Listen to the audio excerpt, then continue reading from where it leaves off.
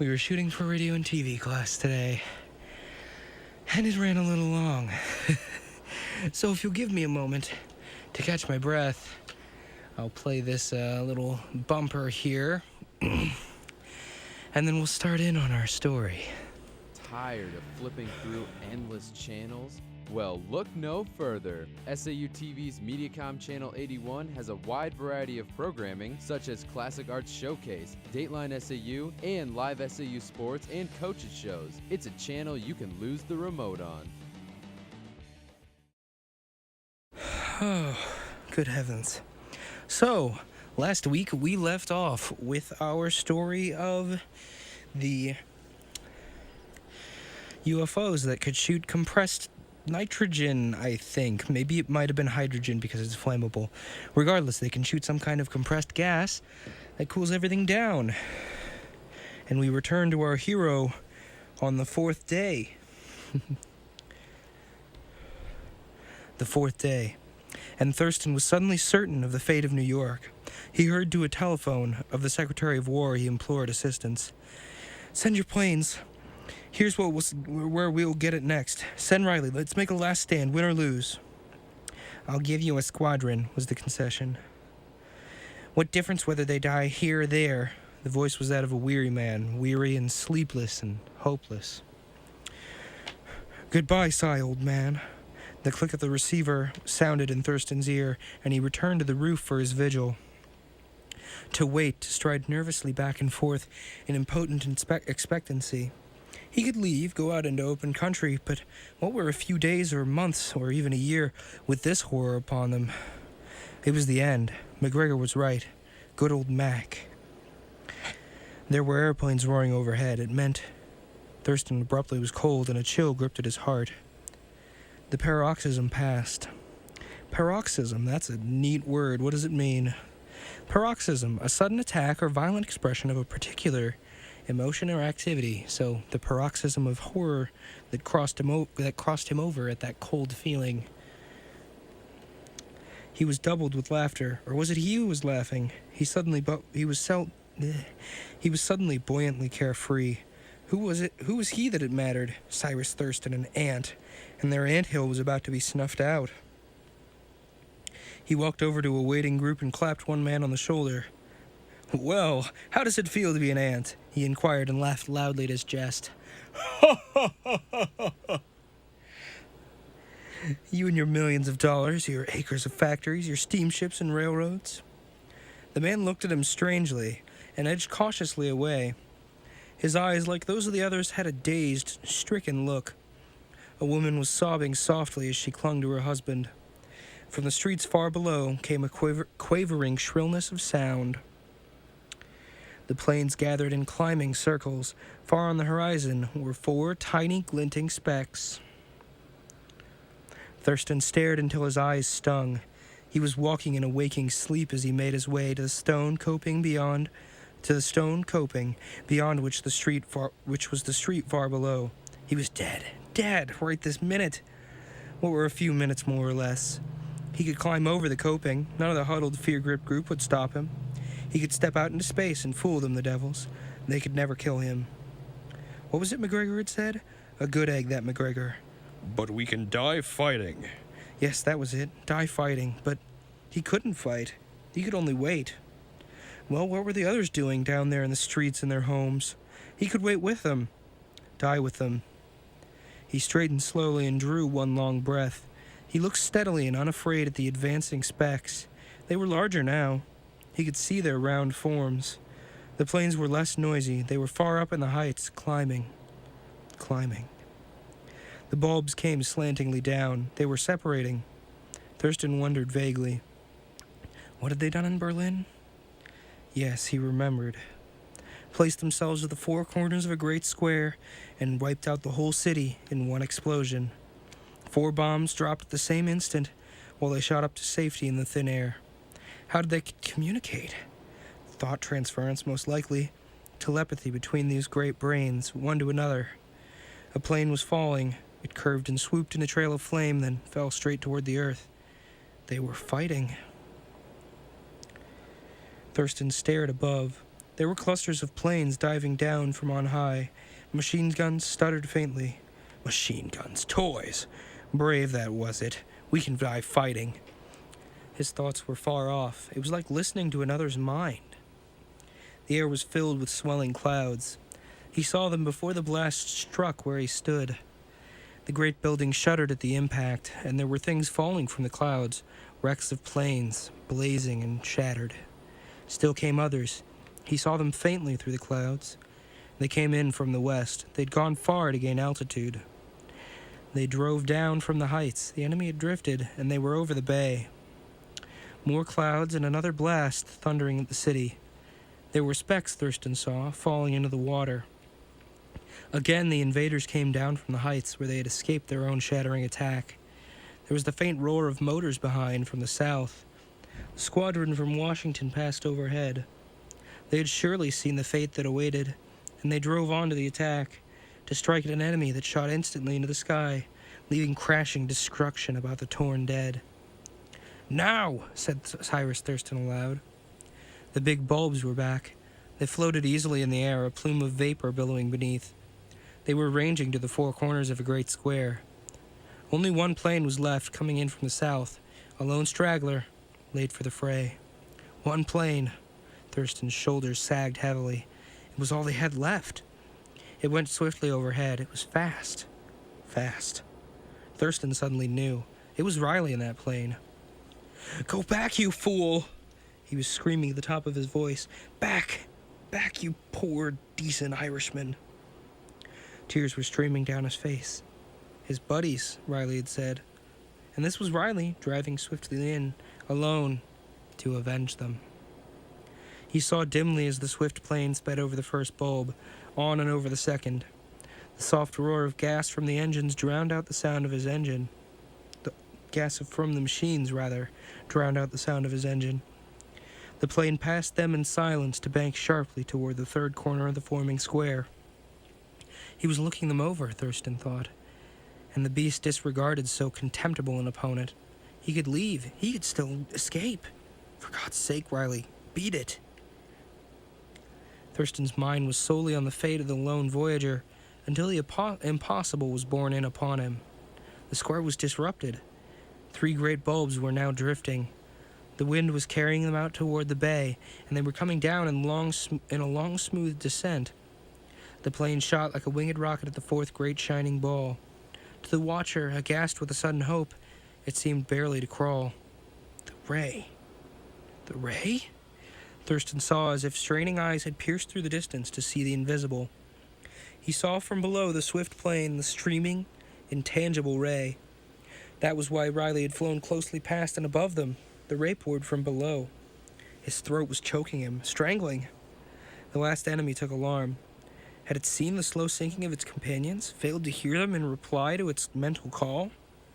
The shining pear-shape shot violently upward, and the attacking plane rolled to a vertical bank as it missed the threatening clouds of exhaust.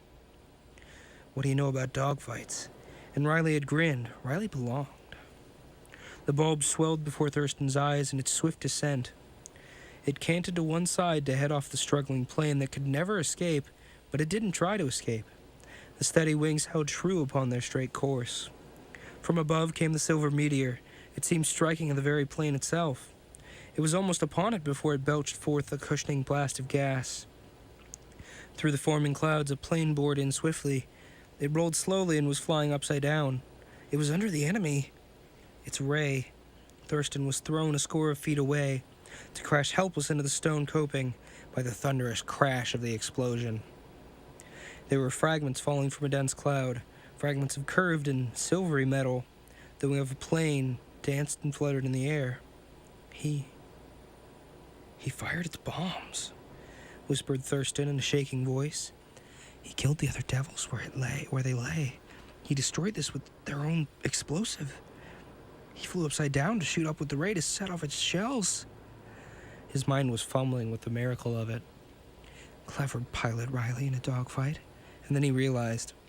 Cyrus Thurston, millionaire sportsman, sank slowly, numbly to the roof of the Equitable building that still stood. And New York was still there, and the whole world. He sobbed weakly, brokenly. Through his Through his dazed brain flashed a sudden, mind-saving thought. He laughed foolishly through his sobs. And you said he'd die horribly, Mac, a terrible death. His head dropped upon his arms, unconscious and safe with the rest of humanity. And thus comes to an end our story of Something of the Spawn of the Stars, as I recall, is the title of that story. If you missed the opening portion of that story, there's an archive on my YouTube channel, Glacier Nestor. Go check it out. There's also the previous issue of the science fiction serial from which I'm getting these stories, Astounding Stories of Super Science. And as well as I read The War of the Worlds for the first book that I was reading on here. Now let's continue with the February issue with the story of The Corpse on the Grating by Hugh B. Cave. It was 10 o'clock in the morning of December 5th when MS and I left the study of Professor Daimler. You're perhaps acquainted with MS. His name appears constantly in the pages of the Illustrated News in conjunction with some very technical article on psychoanalysis or some extensive study of the human brain and its functions. He's a psychofanatic, more or less, and spent an entire lifetime of some 70-odd years in pulling apart human skulls for the purpose of investigation. It's a lovely pursuit. For some 20 years I mocked him in a friendly, half-hearted fashion. I'm a medical man, and my own profession is one that doesn't sympathize with the radicals like him. For Professor Daimler, the third member of our triangle, perhaps if I take a moment to outline the events of that evening, the professor's part in what follows will be less obscure. We called on him, MS and I, at his urgent request. His rooms were in a narrow, unlighted street just off the square, and Daimler himself opened the door to us. A tall, loosely built chap he was, standing in the doorway like a motionless ape, arms half extended. "I've summoned you, gentlemen," he said quietly, "because you two, of all London, are the only persons who know the nature of my recent experiments. I would like to acquaint you with the results." He led the way to his study, then kicked the door shut with his foot, seizing my arm as he did so. Quietly, he dragged me to the table that stood against the farther wall. In the same even, unemotional tone of a man completely sure of himself, he commanded me to inspect it. For a moment, in the semi-gloom of the room, I saw nothing. But at length, however, the contents of the table revealed themselves, and I distinguished a motley collection of test tubes, each filled with some kind of fluid. The tubes were attached to each other by some ingenious arrangement of thistles, and at the end of the table, where a chance blow couldn't brush it aside, lay a tiny phial of the resulting serum. From the appearance of the table, Daimler had evidently drawn a certain amount of gas from each of the smaller tubes, distilling them through acid into the minute phial at the end. Yet even now, as I stared down at the fantastic paraphernalia before me, I could sense no conclusive reason for its existence. I turned to the professor with a quiet stare of bewilderment, and he smiled. "The experiment is over. As to its conclusion, you, Dale, as a medical man, will be skeptical, and you," he turned to MS, "as a scientist, you will be amazed. I, being neither physician nor scientist, am merely filled with wonder." He stepped to a long, square table-like structure in the center of the room, and standing over it, he glanced quizzically at MS and then at me. "For a period of 2 weeks," he went on, "I have kept on the table here the body of a man who has been dead more than a month. I have tried, gentlemen, with acid combinations of my own origination to bring that body back to life, and I have, shall we say, failed. But," he added quickly, noting the smile that crept across my face, "that failure was in itself worth more than the average scientist's greatest achievement.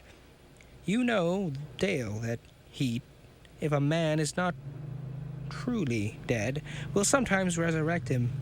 In a case of epilepsy, for instance, victims have been pronounced dead only to return to life, occasionally in the grave itself. I say if a man be not truly dead, but what if that man is truly dead? Does the cure alter itself in any manner? The motor of your car dies. Do you bury it? You do not. You locate the faulty part, correct it, and infuse new life. And so, gentlemen, after remedying the ruptured heart of this dead man by operation, I proceeded to bring him back to life. I used heat. A terrific heat will sometimes generate a spark of new life in something long dead. Gentlemen, on the fourth day of my tests, following a continued application of electric and acid heat, the patient... Hang on. I'm sorry to break the fourth wall here, but that... Oof. If this guy's gonna keep talking like that, I'm not giving him that annoying voice. I was giving him that kind of like halting, stilted, like, yes. Like that strange accent. Because I didn't think he was gonna be talking much. Nope, he's talking a lot. So... I'm gonna give him the normal scientist voice that I usually do. The patient suddenly turned over and drew his arm weakly across his eyes. I rushed to his side, and when I reached him, the body was once again stiff and lifeless, and it has remained so. The professor stared at us quietly, waiting for a comment, and I answered him as carelessly as I could, with a shrug of my shoulders. Professor, have you ever played with the dead body of a frog? I asked him softly. He shook his head silently. You would find it an interesting sport. Take a common dry cell battery with enough voltage to render a sharp shock, shall we say, then apply your wires to various parts of the frog's anatomy. If you're lucky and strike the right set of muscles, you'll have the pleasure of seeing a dead frog leap suddenly forward. Understand, he's not regaining life. You've merely released his dead muscles by shock and sent him bolting. The professor didn't reply, and I could feel his eyes on me. Had I turned, I should probably have found MS glaring at me in honest hate as well. These men were students of mesmerism, spiritualism, and my commonplace contradiction was not overly welcome.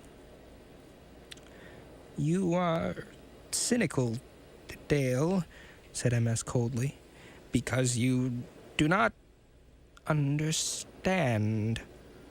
Understand? I'm a doctor, not a ghost. But MS had turned eagerly to the professor. Where is this body, this experiment?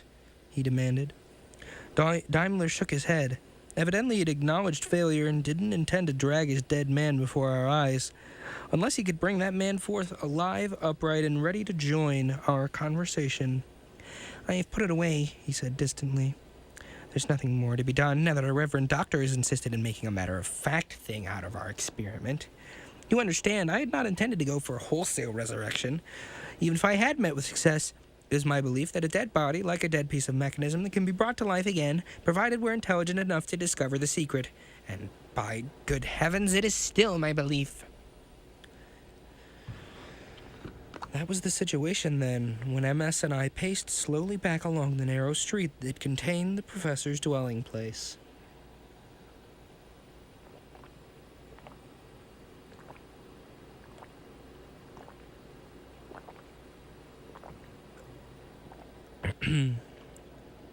My companion was strangely silent, and more than once I felt his eyes upon me in an uncomfortable stare, yet he said nothing. Nothing, that is, until I had opened the conversation with some casual remark about the lunacy of the man we'd just left. You are wrong in mocking him, Dale, MS replied bitterly. Daimler is a man of Science. He's no child experimenting with a toy. He's a grown man who has the courage to believe in his powers. One of these days. He'd intended to say that someday I should respect the professor's efforts. One of these days. The interval of time was far shorter than anything so indefinite. The first event, with its succeeding series of horrors, came within the next 3 minutes. We had reached a more deserted section of the square, a black, uninhabited street extending like a shadowed band of darkness between gaunt, high walls. I had noticed for some time that the stone structure beside us seemed to be unbroken by door or window, that it appeared to be a single gigantic building, black and forbidding. I mentioned the fact to MS. "The warehouse," he said simply. "A lonely, God-forsaken place. We shall probably see flicker of the watchman's lights in one of the upper chinks." At his words, I glanced up, and true enough, the higher part of the grim structure was punctured by narrow barred openings. Safety vaults, probably. But the light, unless its tiny gleam was elsewhere in the inner recesses of the warehouse, was dead. The great building was like an immense burial vault, a tomb of sorts, silent and lifeless.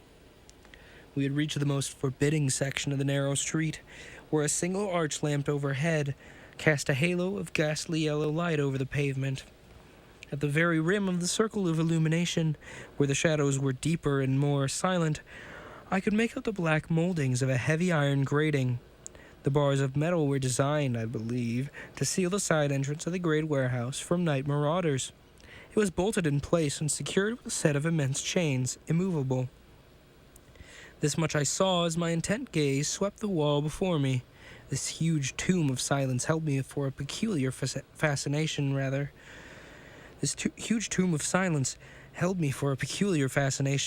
and as I paced along beside my gloomy companion, I stared directly ahead of me into the darkness of the street. I wished to God my eyes had been closed or blinded. He was hanging on the grating, hanging there with white twisted hands clutching the rigid bars of iron, straining to force them apart.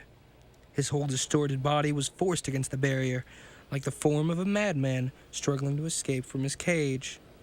His face, the image of it still haunts me whenever I see iron bars in the darkness of a passage, was the face of a man who had died from an utter stark horror. It was frozen in a silent shriek of agony, staring out at me with fiendish maliciousness. Lips twisted apart, white teeth gleaming in the light, bloody eyes with a horrible glare of colorless pigment, and, well, he was dead. I believe MS saw him at the very instant I recoiled. I felt a sudden grip on my arm, and then as an exclamation came harshly from my companion's lips, I was pulled forward roughly.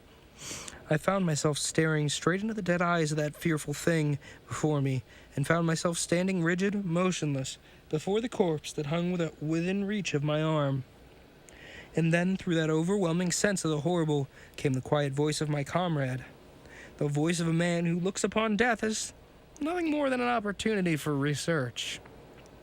The fellow has been frightened to death, Dale. Frightened most horribly. Note the expression of his mouth, the evident struggle to force these bars apart and escape. Something has driven fear to his soul and killed him. I remember the words vaguely. When MS had finished speaking, I didn't reply. Not until he had stepped forward and bent over the distorted face of the thing before me did I attempt to speak, and when I did, my thoughts were a jargon. What in good heaven's name could have brought such horror to a strong man? Loneliness, perhaps, suggested MS with a dark smile. The fellow is evidently the watchman. He's alone in a huge, deserted pit of darkness for hours at a time. His light is merely a ghostly ray of illumination, hardly enough to do more than increase the darkness. I've heard of such cases before. He shrugged his shoulders, and even as he spoke, I sensed the evasion in his words. When I replied, he hardly heard my answer, for he'd suddenly stepped forward where he could look directly into those eyes that were twisted and torn by fear. "Dale," he said at length, turning slowly to face me, "you ask for an explanation of this horror? There is an explanation. It is written with an almost fearful clearness on this fellow's mind. Yet if I tell you, you'll return to your old skepticism, your damnable habit of disbelief." I looked at him quietly. I had heard MS claim at other times that he could read the thoughts of a dead man by the mental image that lay on the man's brain. I had laughed at him at the time. Evidently, in the present moment, he recalled those laughs, but nevertheless he faced me seriously. "I can see two things, Dale," he said deliberately. "One of them is a dark, narrow room, a room piled with indistinct boxes and crates, and with an open door bearing the black number 4167. And in that open doorway, coming forward with slow steps, alive with arms extended and a frightful face of passion, is a decayed human form. A corpse, Dale, a man who has been dead for many days and is now alive."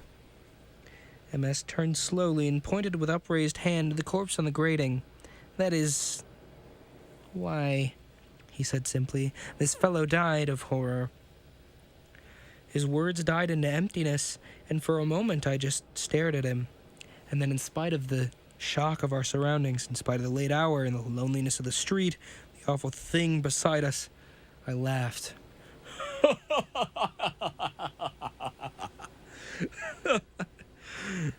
He turned upon me with a snarl. For the first time in my life, I saw MS convulsed with rage. His old lined face had suddenly become savage with its intensity. "You laugh at me, Dale. By God, you make a mockery out of a science I've spent more than my life in studying. You call yourself a medical man, and you're not fit to carry the name. I will wager you, man, that your laughter is not backed by courage." I fell away from him, rather. Had I stood within reach, I'm sure he would have struck me, and I'd have been nearer to MS for the past 10 years than any man in London. And as I retreated from his temper, he reached forward to seize my arm. I couldn't help but feel impressed at his grim intentness. "Look here, Dale, I will wager you £100 that you'll not spend the remainder of this night in the warehouse above you. I'll wager £100 against your own courage that you'll not back you by your laughter, that by going through what this fellow has gone through, that you'll not prowl through the corridors of the great structure until you've found room 4167 and remain in that room until dawn." I had no choice. I glanced at the dead man, at the face of the fear and the clutching, twisted hands, and a cold dread filled me. But to refuse my friend's wager would have been to brand myself an empty coward, that I'd mocked him. Emptily, for that matter. Now, whatever the cost, I must stand ready to pay for that mockery.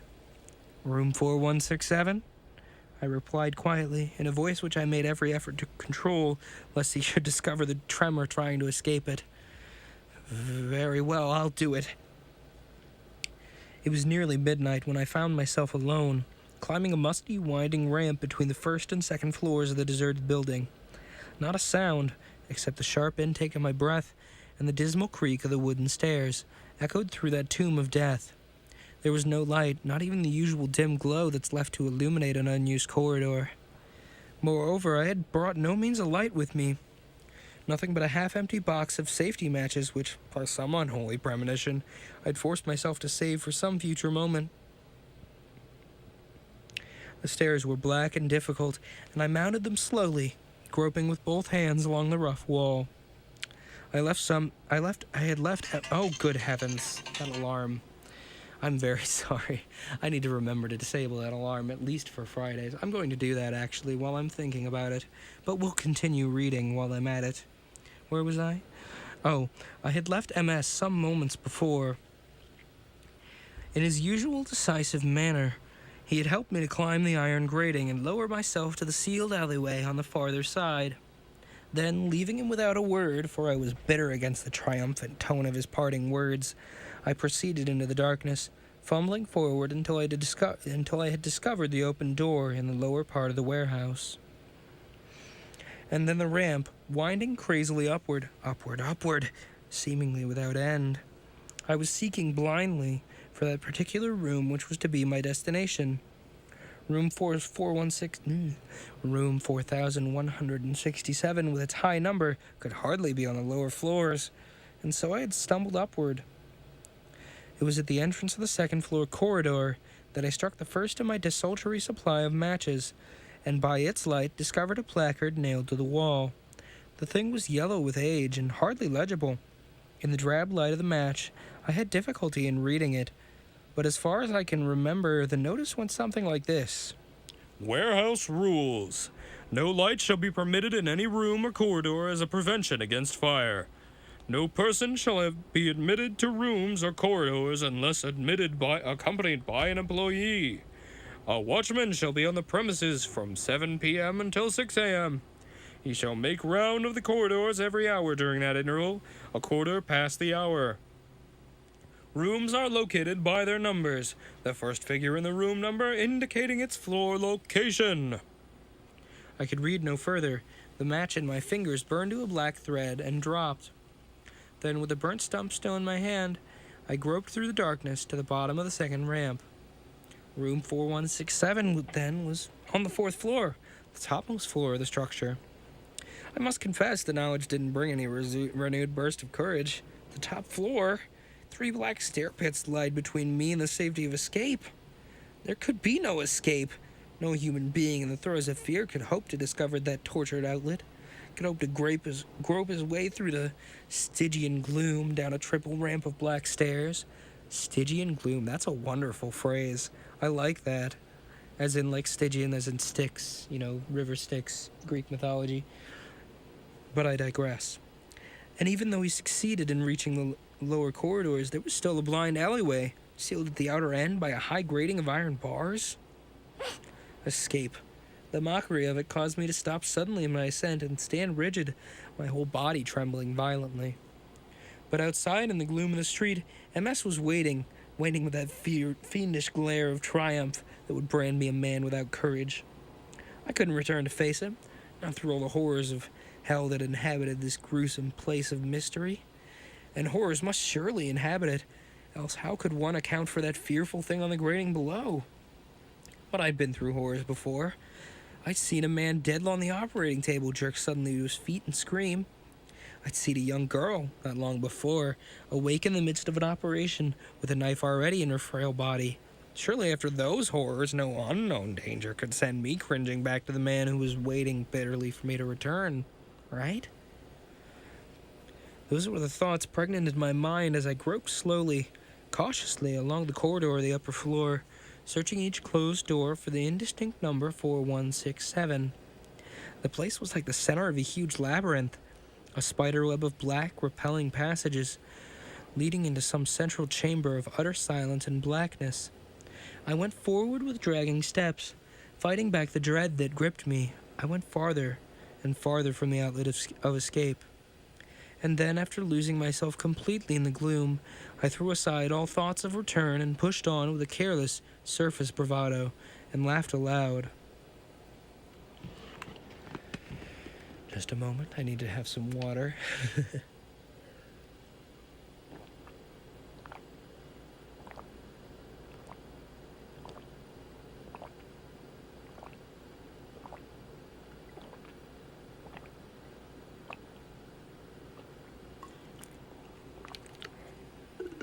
Good heavens, it's already been 30 minutes. Oh, but how the time flies when we're having fun. So at length, I reached that room of horror, secreted high in the deeper recesses of the deserted warehouse. The number, heaven grant I never see it again, was scrawled in black chalk on the door. 4167. I pushed the half-open barrier wide and entered. It was a small room, even as MS had forewarned me, or I suppose the dead mind of the thing on the grate had forewarned MS. The glow of my outthrust match revealed a great stack of dusty boxes and crates piled against the farther wall. Revealed, too, the black corridor beyond the entrance, and a small, upright table before me. It was the table and the stool beside it that drew my attention and brought a muffled exclamation from my lips. The thing had been thrust out of its usual place, pushed aside as if some frenzied shape had lunged against it. I could make out its former position by the marks on the dusty floor at my feet. Now it was nearer to the center of the room, and had been wrenched sideways from its holdings. A shudder took hold of me as I looked at it. A living person, sitting on a stool before me, staring at the door, would have wrenched the table in just this manner in his frenzy to escape from the room. The light of the match died, plunging me to a pit of gloom. I struck another and stepped closer to the table. And here, on the floor, I found two more things that brought fear to my soul. One of them was a heavy flash lamp, a watchman's lamp, where it had evidently been dropped. Been dropped in flight, perhaps? But what awful terror must have gripped the fellow to make him forsake the only means of escape through the black passages? And the second thing, a worn copy of a leather-bound book, flung open on the boards beneath the stool. The flash lamp, thank Hylia, hadn't been shattered. I switched it on, directing its white circle of light over the room. This time, in its vivid glare, the room became even more unreal. Black walls, clumsy, distorted shadows on the wall, thrown by those huge piles of wooden boxes. Shadows that were like crouching men groping toward me. And beyond, where the single door opened into a passage of Stygian darkness, that yawning entrance was thrown into hideous detail. Had any upright figure been standing there, the light would have made an unholy phosphorescent specter out of it. I summoned enough courage to cross the room and pulled the door shut. There was no way of locking it. Had I been able to fasten it, I should surely have done so, but the room was evidently an unused chamber, filled with empty refuse. This was the reason, probably, why the watchman had made use of it as a retreat during the intervals between his rounds. But I had no desire to ponder over the sordidness of my surroundings.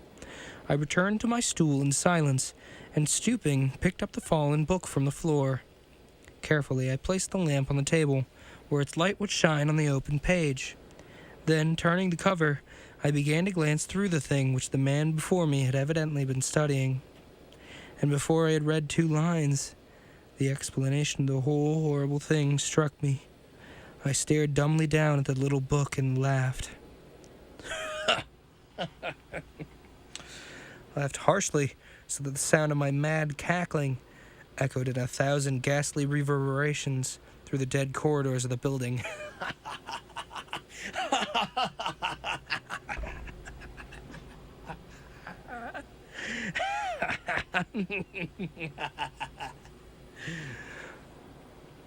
It was a book of horror, of fantasy, a collection of weird, terrifying, supernatural tales with grotesque illustrations in funereal black and white.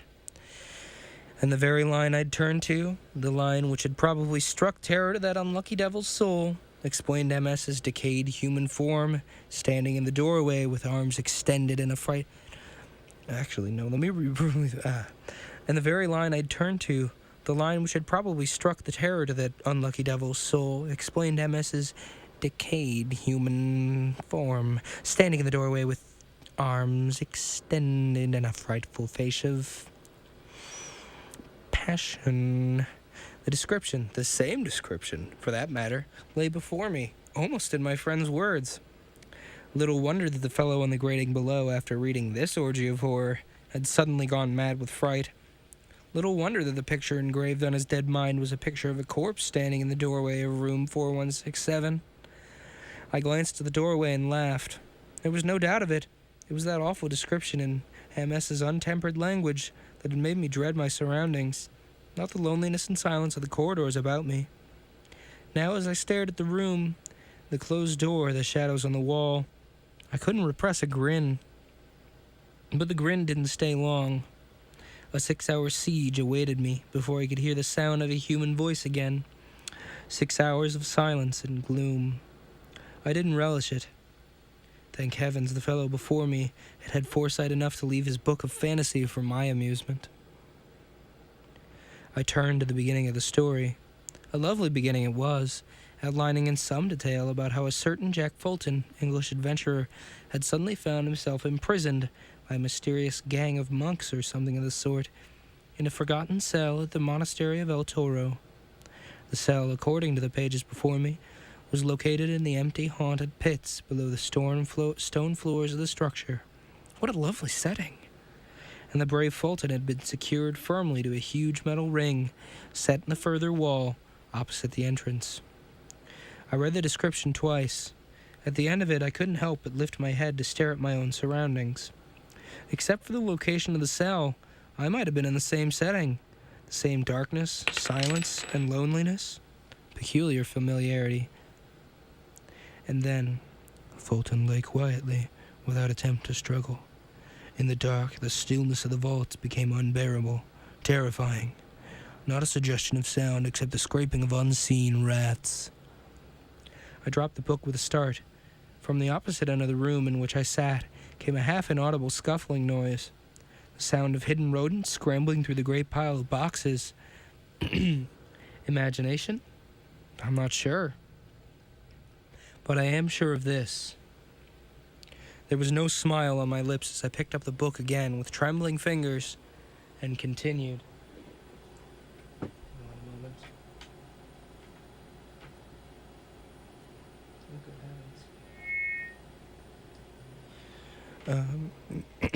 Sorry. Where was I?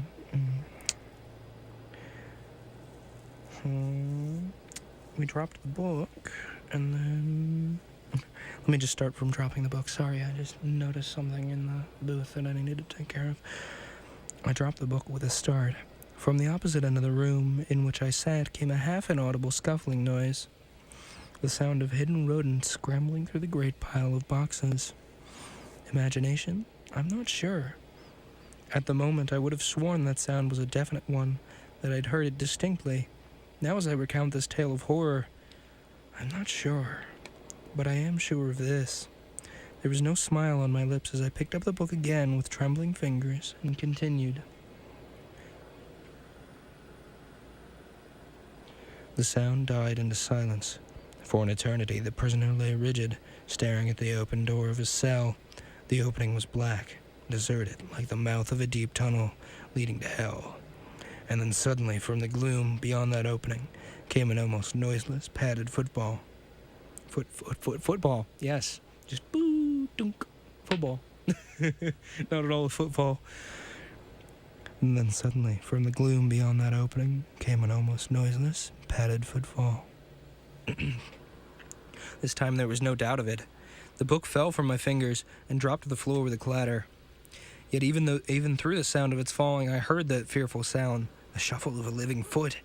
I sat motionless, staring with a bloodless face at the door of the room 4167. And as I stared, the sound came again and again. The slow tread of dragging footsteps, approaching along the black corridor without.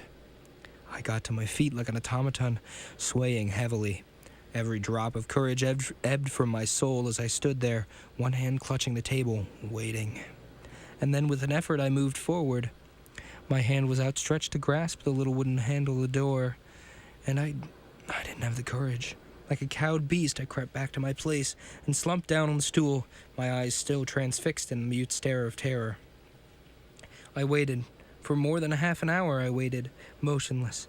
Not a sound stirred in the passage beyond that closed barrier, nor a suggestion of any living presence came to me. Then, leaning back against the wall with a harsh laugh, I wiped away the cold moisture that had trickled over my forehead into my eyes. It was another 5 minutes before I picked up the book again. You call me a fool for continuing it? A fool? I tell you, even a story of horror is more comfort than a room of grotesque shadows and silence. Even a printed page is better than grim reality. And so I read on. The story was one of suspense, of madness. For the next 2 pages, I read a cunning description of the prisoner's mental reaction. Strangely enough, it conformed precisely with my own. Fulton's head had fallen to his chest, the script read. For an endless while he didn't stir, didn't dare to lift his eyes. And then after more than an hour of silent agony and suspense, the boy's head came up mechanically. Came up and suddenly jerked rigid. A horrible scream burst from his dry lips as he stared like a dead man, at the black entrance to his cell. There, standing without motion in the opening, stood a shrouded figure of death. Empty eyes, glaring with awful hate, bored into his own, great arms, bony and rotten, extended toward him, decayed flesh. I read no more. Even as I lunged to my feet, with that mad book still gripped in my hand, I heard the door of my room grind open. I screamed in utter horror at the thing I saw there. Dead? Good heavens, I don't know. It was a corpse, a dead human body, standing before me like some propped-up thing from the grave. A face half-eaten away, terrible in its leering grin, twisted mouth with only a suggestion of lips, curled back over broken teeth. Hair writhing and distorted, like a mass of moving bloody coils, and its arms, ghastly white, bloodless, were extended toward me with open, clutching hands. It was alive. Alive. Even while I stood there, crouching against the wall, it stepped forward toward me. I saw a heavy shudder pass over it, and the sound of its scraping feet burned its way into my soul.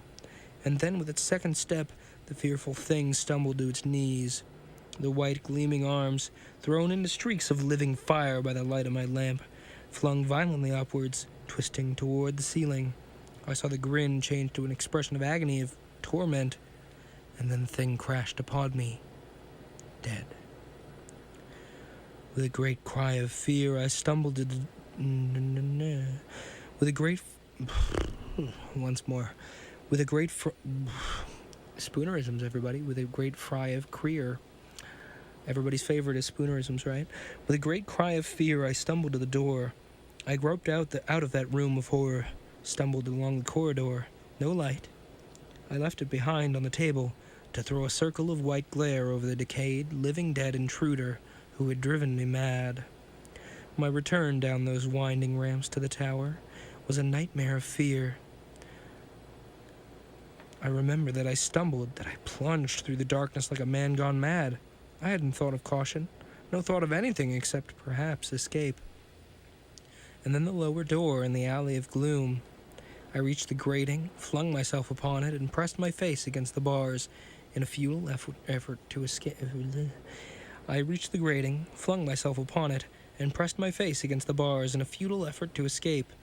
The same as the fear-tortured man who had come before me. I felt strong hands lifting me up. There was a dash of cool air, and then the refreshing patter of falling rain. It was the afternoon of the following day, December 6th, when MS had sat across the table from me in my own study. I had made a rather hesitant attempt to tell him, without dramatics and without dwelling on my own lack of courage, of the events of the previous night.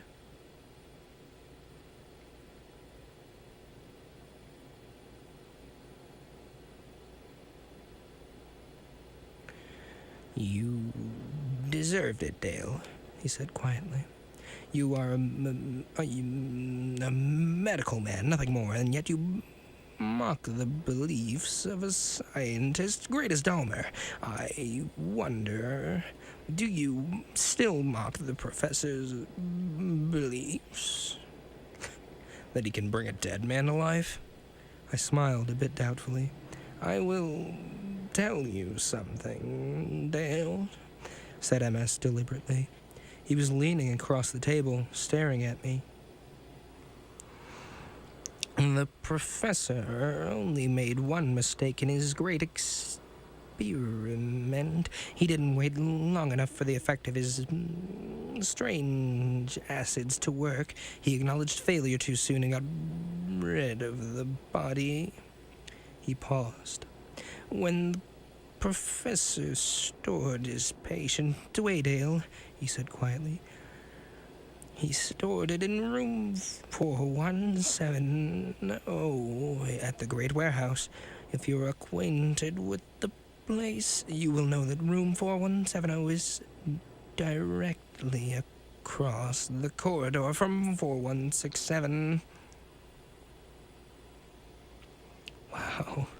That was like a Twilight Zone script. That was well written. Good job to the author of that one. That was really, I like that. Good job. Golf clap, everybody. So we move on to our third story of the day, Creatures of the Light by Sophie Wenzel Ellis. In a nightclub of many lights and much high-pitched laughter, where he'd come for an hour of forgetfulness in an execrable, excuse me, what does that word mean? Execrable. Hold on, let's see what the dictionary has to say.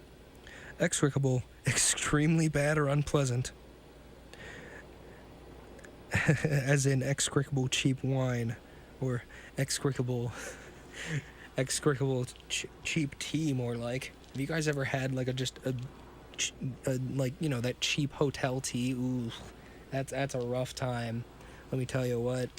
Like, you would not believe how many times I go into an establishment for you know, like breakfast or something, and I you know, order the hot tea. I'm like, oh man, I need some caffeine. I need some black tea or something. And then I get there and I brew the tea. I'm like, all right, it's tea bag tea. It can't be that good. Take a sip and it's awful. It's execrable. That's the best word I have for that experience now. I like that word though. That's a good word. Execrable. That's the word of the day, everyone. Anyway, I digress a great deal. In a nightclub of many lights and much high-pitched laughter, where he'd come for an hour of forgetfulness and an execrable dinner, John Northwood was suddenly conscious that fate had begun shuffling the cards of his destiny for a dramatic game. Ooh, I wish I had a deck of cards to shuffle. That would make really good Foley. First, he was aware that the singularly ugly and deformed man at the next table was gazing at him with an intense, almost excited scrutiny. But more disturbing than this was the scowl of hate on the face of another man, as handsome as this other was hideous, who sat in a far corner, hidden behind a broad column, with rude elbows on the table, gawking first at Northwood, and then the deformed, almost hideous man. The projector, belching forth its stinking breath of corruption, swung in a mad arc over the ceiling, over the walls. Northwood's blood chilled over the expression on the handsome, fair-haired stranger's perfectly carved face. If a figure in marble could display a fierce, unnatural passion, it would seem no more eldritch than the hate in the icy blue eyes. It was not a new experience for Northwood to be stared at. He was not merely a good-looking fellow of 25. He was scenery, magnificent and compelling. Furthermore, he had been in the public eye for years, first as a precocious child, and later as a brilliant young scientist. And yet, for all his experience with hero worshippers, to put an adamantine, ooh, that's another good one, adamantine.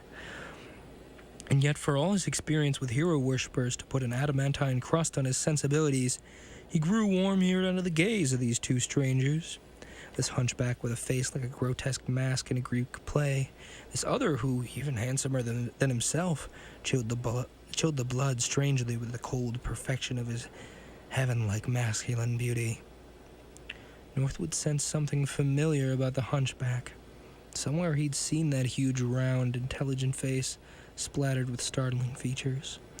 The very breadth of this man's massive brow was not altogether unknown to him, nor could Northwood look into the mournful, nearsighted black eyes without trying to recall when and where he'd last seen them. But this other of marble perfect nose and jaw, this blonde, thick-waved hair, was totally a stranger, whom Northwood fervently hoped he would never know too well.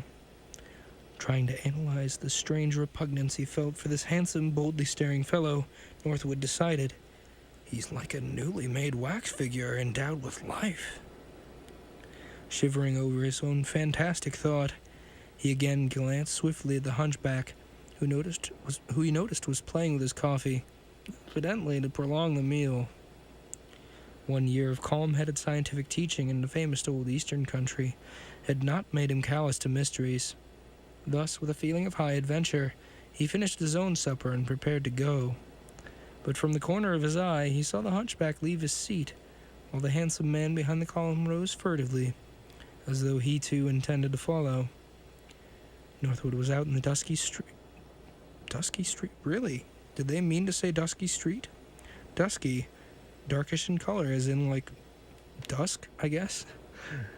That's odd wording. Northwood was out in the dusky street about 30 seconds when the hunchback came from the foyer. Without apparently noticing Northwood, he hailed a taxi, and for a moment he stood still, waiting for the taxi to pull up at the curb. And standing thus, with a streetlight limiting every unnatural angle of his twisted body and every strange abnormality of his huge features, he looked almost repulsive. On his way to the taxi, his thick shoulder jostled the younger man. Northwood felt something strike his foot, and stooping in the crowded street, picked up a black leather wallet.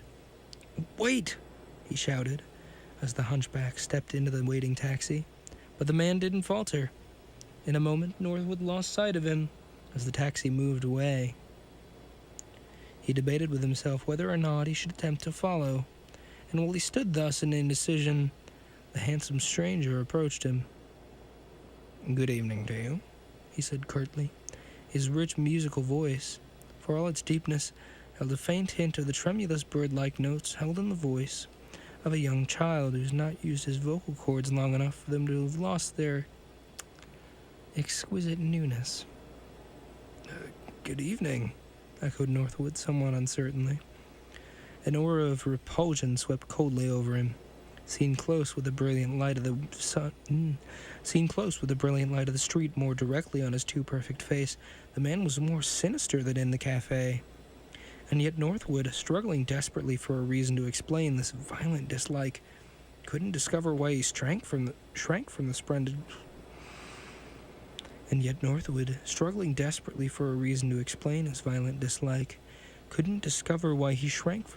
creature, whose eyes and flesh had a new, fresh appearance, rarely seen except in very young children. "I want that picked up. I want what you picked up," went on the stranger. "Well, it isn't yours," Northwood flashed back. There was that effluvium? Effluvium. Dang, there's a lot of good words in this one today.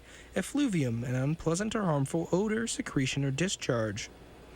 From the mid-17th century Latin, efflure, flow out. Nice.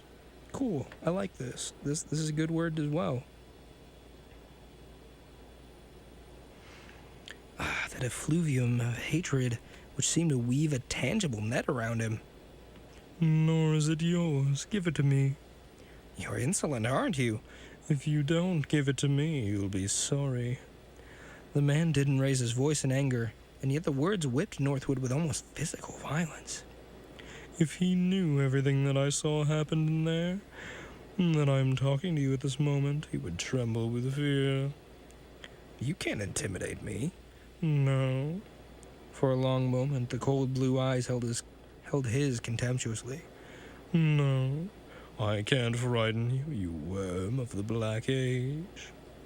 Before Northwood's horrified sight, he vanished.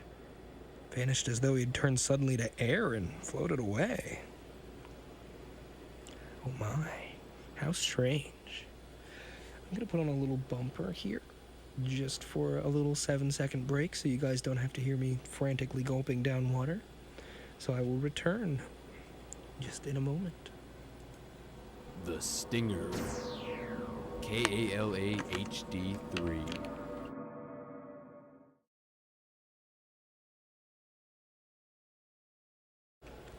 The street was not crowded at the time, and there was no pressing group of bodies to hide the splendid creature.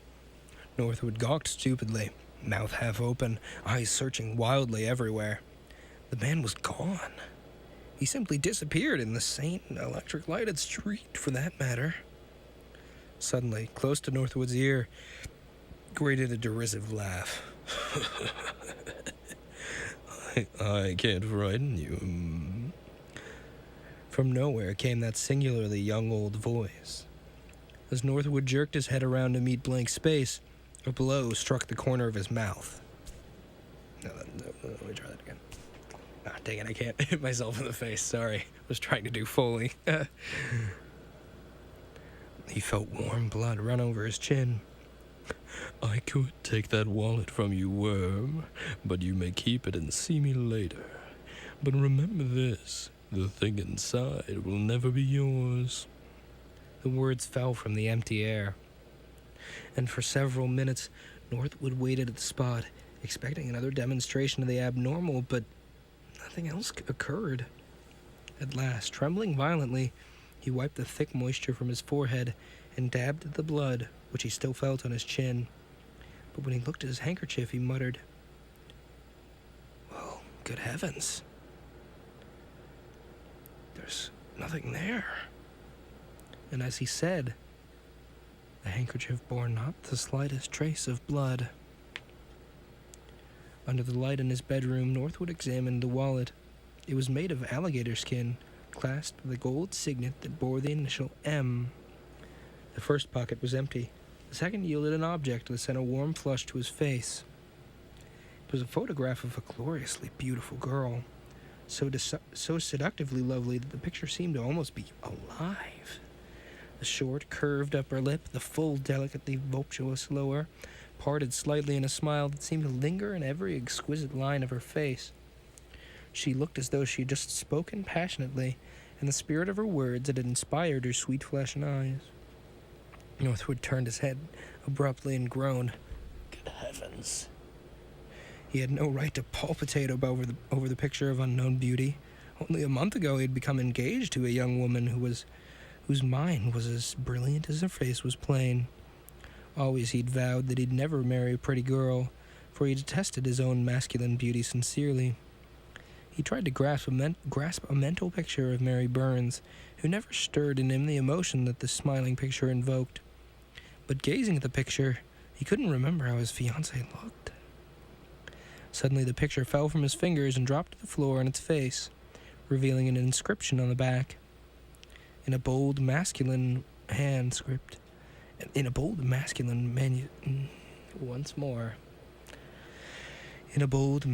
script, he read, "Your future wife."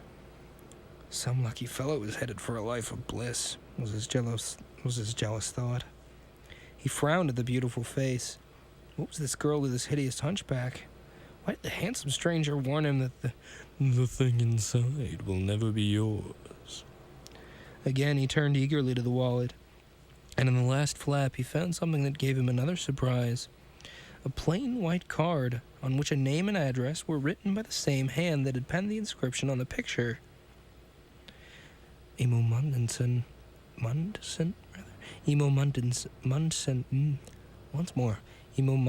Ph.D., 44.5, Indian Court. Emo Mundson, the electrical wizard and distinguished scientific writer, friend of the professor of science at the university where Northwood was an assistant professor. Emo Munson, whom, a week ago, Northwood had yearned mightily to meet. Now Northwood knew why the hunchback's intelligent, ugly face was familiar to him. He'd seen it pictured as often as enterprising news photographers conceal a likeness from the over-sensitive scientist. He never did sit for a formal portrait. Even before Northwood had graduated from the university where he now taught, he'd been avidly interested in Emo Mudson's fantastic articles in scientific journals. Only a week ago, Professor Michael had come to him with the current issue of New Science, shouting excitedly, "Did you read this, John? That article by Emo Mudson." His shaking, gnarled fingers tapped the open magazine. Northwood seized the magazine and looked avidly at the title of the article, Creatures of the Light. "Well, no, I haven't read it yet. My magazine hasn't gotten here yet." "Run through it now, briefly, will you? And note with especial care the passages I've marked. In fact, you needn't bother with anything else just now. Just read this and that and this." He pointed out penciled paragraphs. Northwood read, Man has always been and will be a creature of the light. Hang on, this is the handsome man writing this, correct? So, we give him that voice. Man has always been and always will be a creature of the light. He's forever reaching for some future point of perfected evolution, which even his most remote ancestor,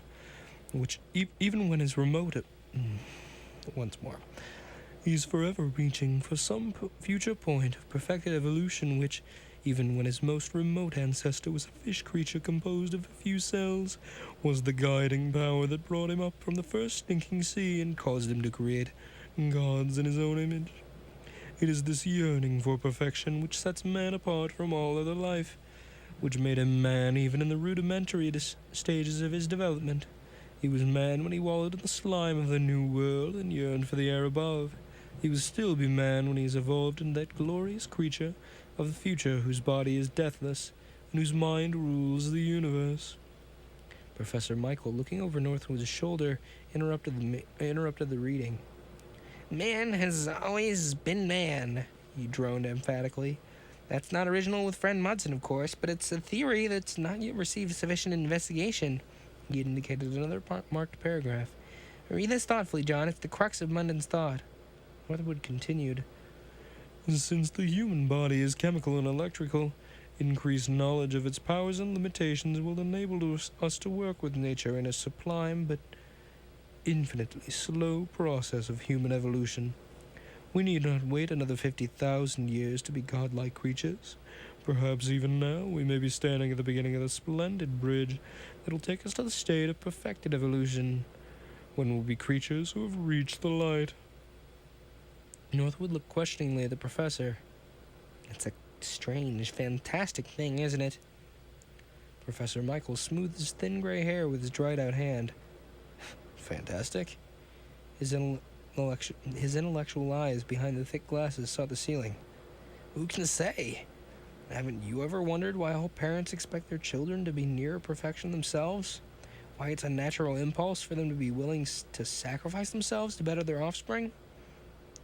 He paused and moistened his pale, wrinkled lips. Instinct, Northwood.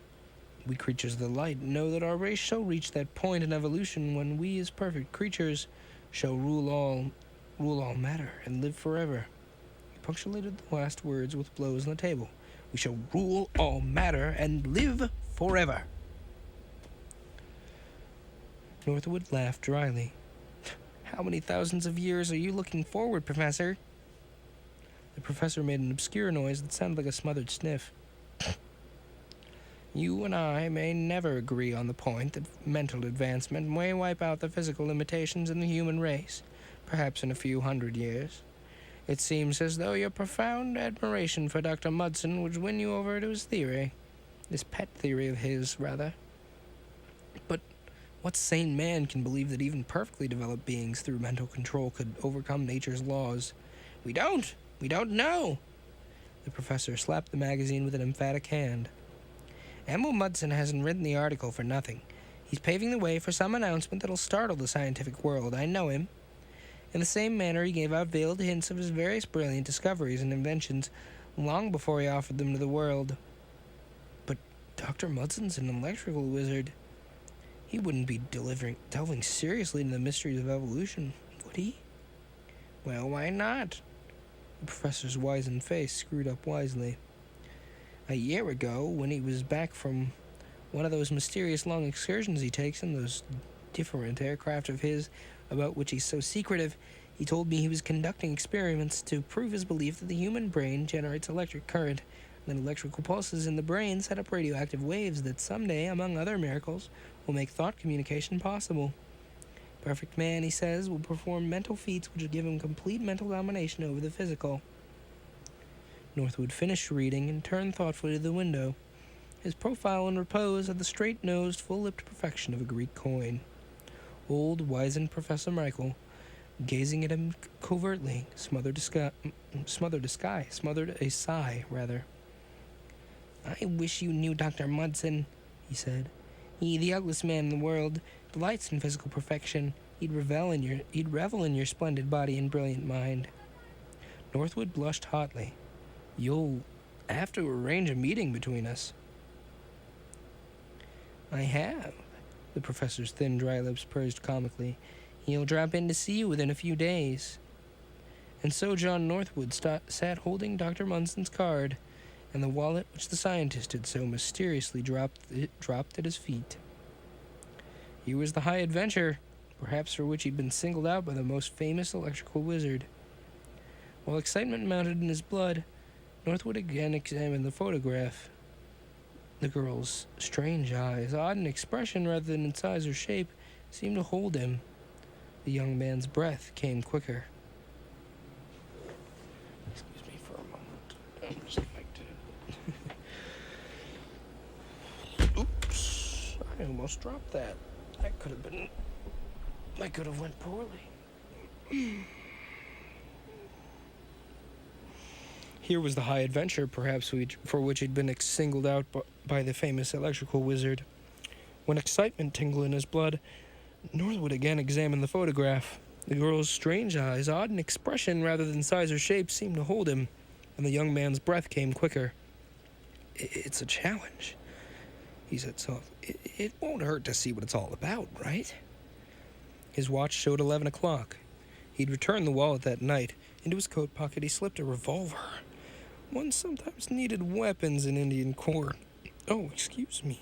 Sorry.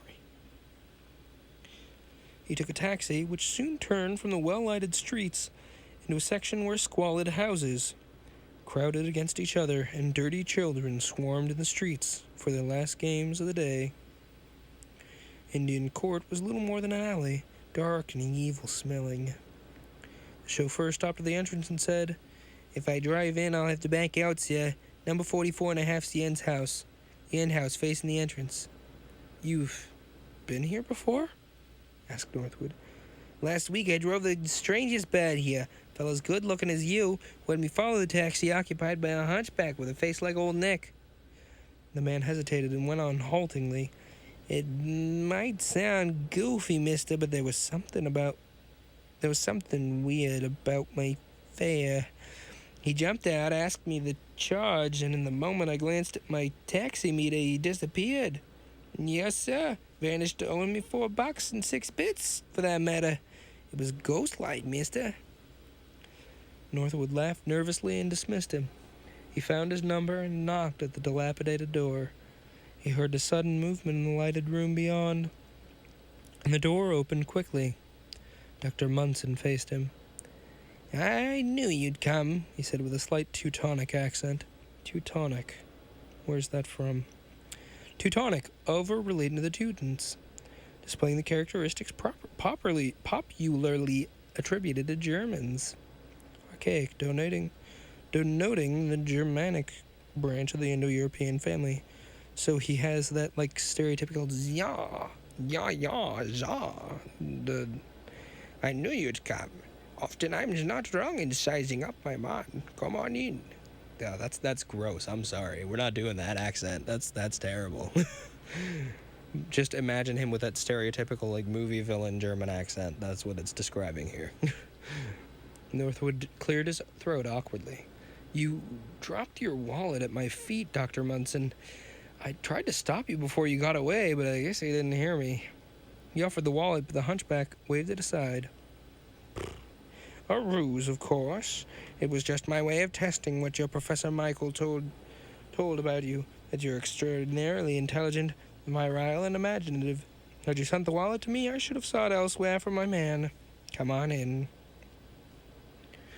Northwood followed him into a living room evidently recently furnished in a somewhat hurried manner. The furniture, although rich, wasn't really placed to best advantage.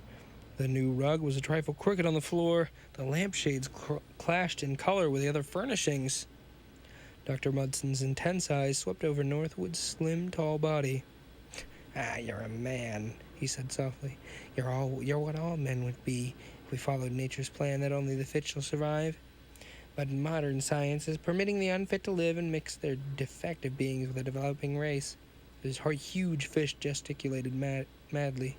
"Fools, fools! They need me and perfect men like you." "Why?" "Because you can help me in my plan to populate the Earth with a new race of godlike people. But don't question me too closely now. Even if I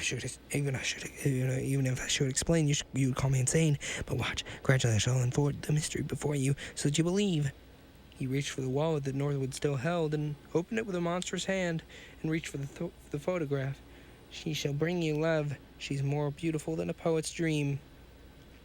A warm flush crept over the young man's face. "I can easily understand how a man could love her, but for me she comes too late.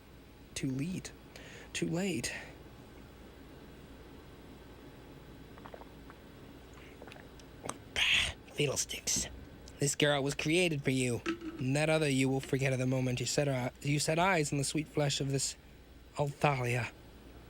She's an Ori from paradise, a maiden of musk and incense. He held the girl's photograph toward the young man. Keep it. She's yours if you're strong enough to hold her, shall I say. Northwood opened his card case and placed the picture inside, facing Mary's photograph. Again, the warning words of the mysterious stranger rang in his memory. The thing inside will never be yours. Where to? And when do we start? To the new Garden of Eden, said the scientist with such a beatific smile that his face was less hideous. We start immediately. I've arranged with Professor Michael for you to go. Northwood followed Dr. Mudson to the street and walked with him a few blocks to a garage where the scientist's motor car waited. The apartment in Indian Court is just a little eccentricity of mine, explained Dr. Mudson. I need people in my work, people whom I must select through swift, sure tests. The apartment comes in handy, as tonight. Northwood scarcely noted where they were going or how long they'd been on the city. He was vaguely aware that they'd left the city behind and were now passing through farms bathed in moonlight. At last they entered a path that led through a bit of woodland. For half a mile the path continued, and then ended at a small enclosed field. In the middle of this rested a strange aircraft. Northwood knew it was a flying machine, but only by the propellers mounted on top of the huge ball-shaped body. There were no wings, no bird-like tail. There were no bird-like hull, no tail. It looks almost like a little world ready to fly off into space, he commented. Well, it's just about that. The scientist's squat, bunched-out body settled squarely on long, thin, straddled legs, and it looked gnome-like in the moonlight. One cannot copy flesh with steel and wood, but one can make metal perform magic of which flesh is not capable. My sonship is not a mechanical reproduction of a bird. It is... climb in, old young friend. Northwood followed Dr. Mudson into the aircraft. The moment the scientist closed the metal door behind them, Northwood was instantly aware of some concealed horror that vibrated through his nerves. For one dreadful moment, he expected some terrific agent in the shadows that escaped the electric lights to leap upon him. And this was odd, for nothing could be saner than the globular interior of the aircraft, divided into 4 wedge-shaped apartments. Dr. Mudson also paused at the door, puzzled and hesitant. Someone's been here, he exclaimed. Look, Northwood, the bunk has been occupied. The one in the cabin I'd set aside for you. He pointed to the disarranged bunk, where the impression of a head could still be seen on a pillow. A tramp, perhaps? No, the door was locked, and as you saw, the fence around this field was protected with barbed wire. There's something afoot. I felt it on my trip here all the way, like someone watching me in the dark. And don't laugh. I've stopped laughing at all things that seem unnatural. You don't know what's natural. Northwood shivered. Maybe someone is concealed about the ship.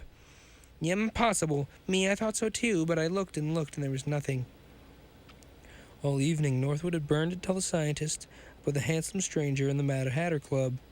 But even now he shrank from saying that a man had vanished before his eyes. Dr. Mudson was working with a succession of buttons and levers.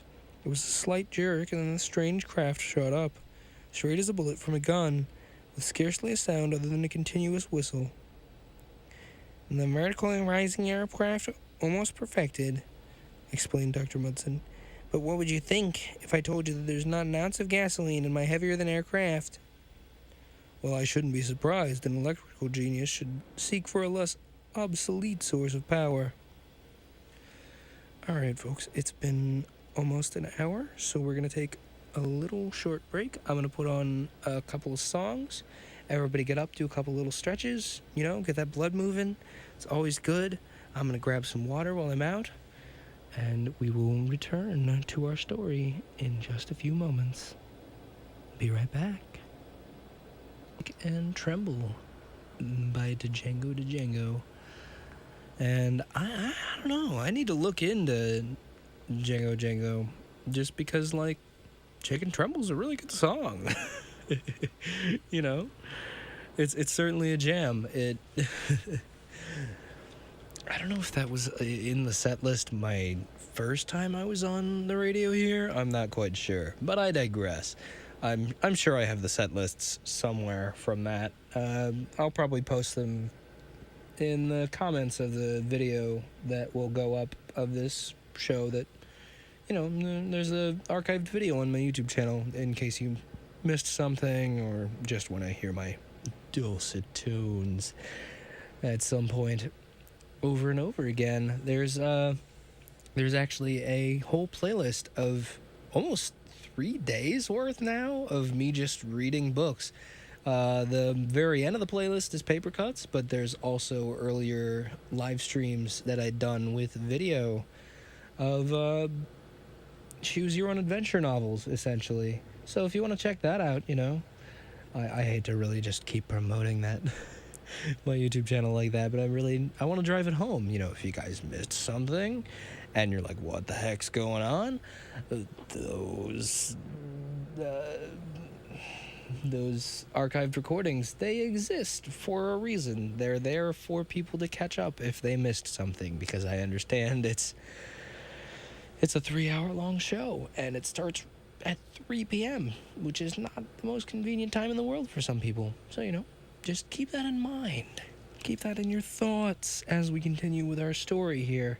So, our intrepid hero, before the break, had found himself in some sort of strange spherical aircraft, apparently designed by the strange malformed genius that he had met in the bar earlier, and they're on their way to try and figure out the mystery of this strange, very handsome man who was interacting with our hero, shall I say.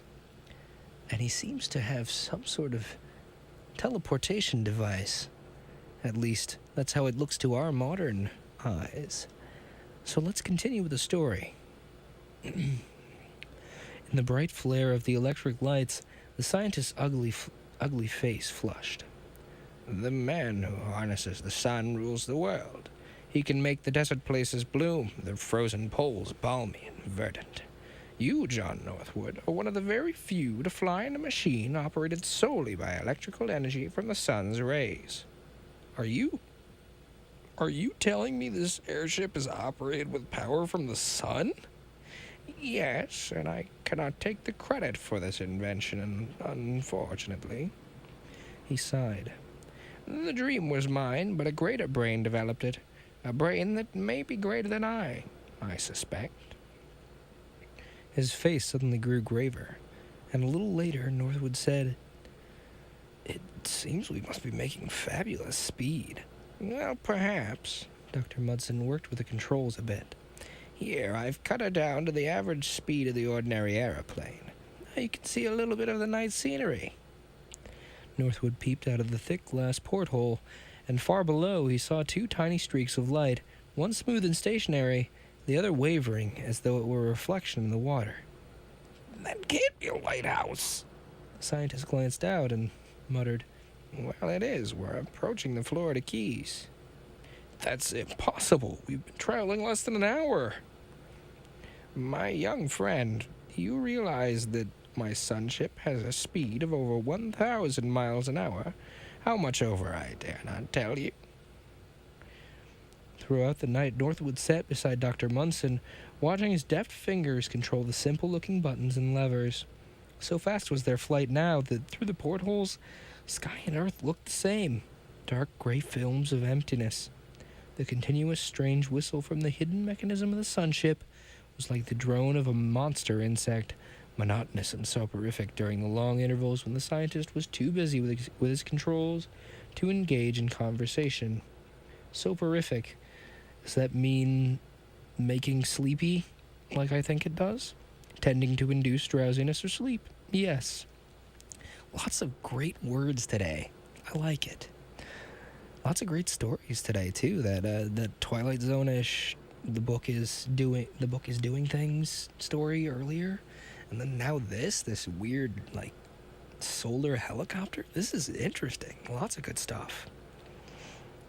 Anyway, I digress. For some reason that he couldn't explain, Northwood had an aversion to going into the sleeping apartment beside the control room. Then towards morning, when the suddenly falling temperature struck a biting chill through the sunship, Northwood, going into the cabin for fur coats, discovered why his mind and body shrank in horror from the cabin. After he'd procured the fur coats from a closet, he paused for a moment in the privacy of the cabin to look at Althelia's picture. Every nerve in his body leaped to meet the magnetism of her beautiful eyes. Never had Mary Burns stirred emotion like this in him. He hung over Mary's picture wistfully, hoping almost prayerfully that he could react to her as he did to Althalia. Altalia? I think that's pronounced Altalia, actually. Names are always a little difficult. Regardless. But her pale, overly intellectual face left him cold. "Cad, for getting us so soon," he ground out between his teeth in a voice foreign to his own. The two pictures were lying side by side on a little table, and suddenly an obscure noise in the room caught his attention. It was more vibration than noise, since small sounds could scarcely be heard above the whistle of the sunship. A slight compression of the air against his neck gave him the eerie feeling that someone was standing close behind him. He wheeled and looked over his shoulder, and half ashamed of his startled gesture, again turned to his pictures, and then a sharp cry broke from him. Altalia's picture was gone. He searched for it everywhere in the room, in his own pockets, under the furniture. It was nowhere to be found. In sudden, overpowering horror, he seized the fur coats and returned to the control room. I don't know where I got coal room. Dr. Mudson was changing the speed. "Look out the window," he called to Northwood. The young man looked and started violently. Day had come, and now that the ship was flying at a moderate speed, the ocean beneath them was plainly visible, and its entire surface was covered with broken floes of ice and small, ragged icebergs. He seized a telescope and focused it below. A typical polar scene met his eyes. Penguins strutted about on cakes of ice, a whale blowing in the icy water. "A part of the Antarctic that has never been explored, and there, just showing on the horizon, is the Great Ice Barrier," said Dr. Munson, his characteristic smile lighting his morose black eyes. I am enough of a dramatist to wish you to be impressed with what I shall show you within less than an hour. Accordingly, I shall make a landing and let you feel polar ice under your feet." After less than a minute's search, Dr. Munson found suitable place on the ice for a landing, and with few deft manipulations of the controls, brought the sunship swooping down like an eagle on its prey. For a long moment after the scientist had stepped out onto the ice, Northwood paused at the door. His feet were changed by a strange reluctance to enter this white, dead wilderness of ice. But Dr. Munson's impatient "Ready?" drew from him one last glance at the cozy interior of the sunship before he, too, went out into the frozen stillness. They left the sunship resting on the ice like a fallen silver moon, while they wandered to the edge of the barrier and looked at the gray, narrow stretch of sea between the ice pack and the high cliffs of the barrier. The sun of the commencing 6 months Antarctic day was a low, cold ball whose slanted rays struck the ice with blinding whiteness. There were constant falls of ice from the barrier, which thundered into the ocean amid great clouds of smoke that lingered like wraiths around the edge. It was a scene of loneliness and waiting death.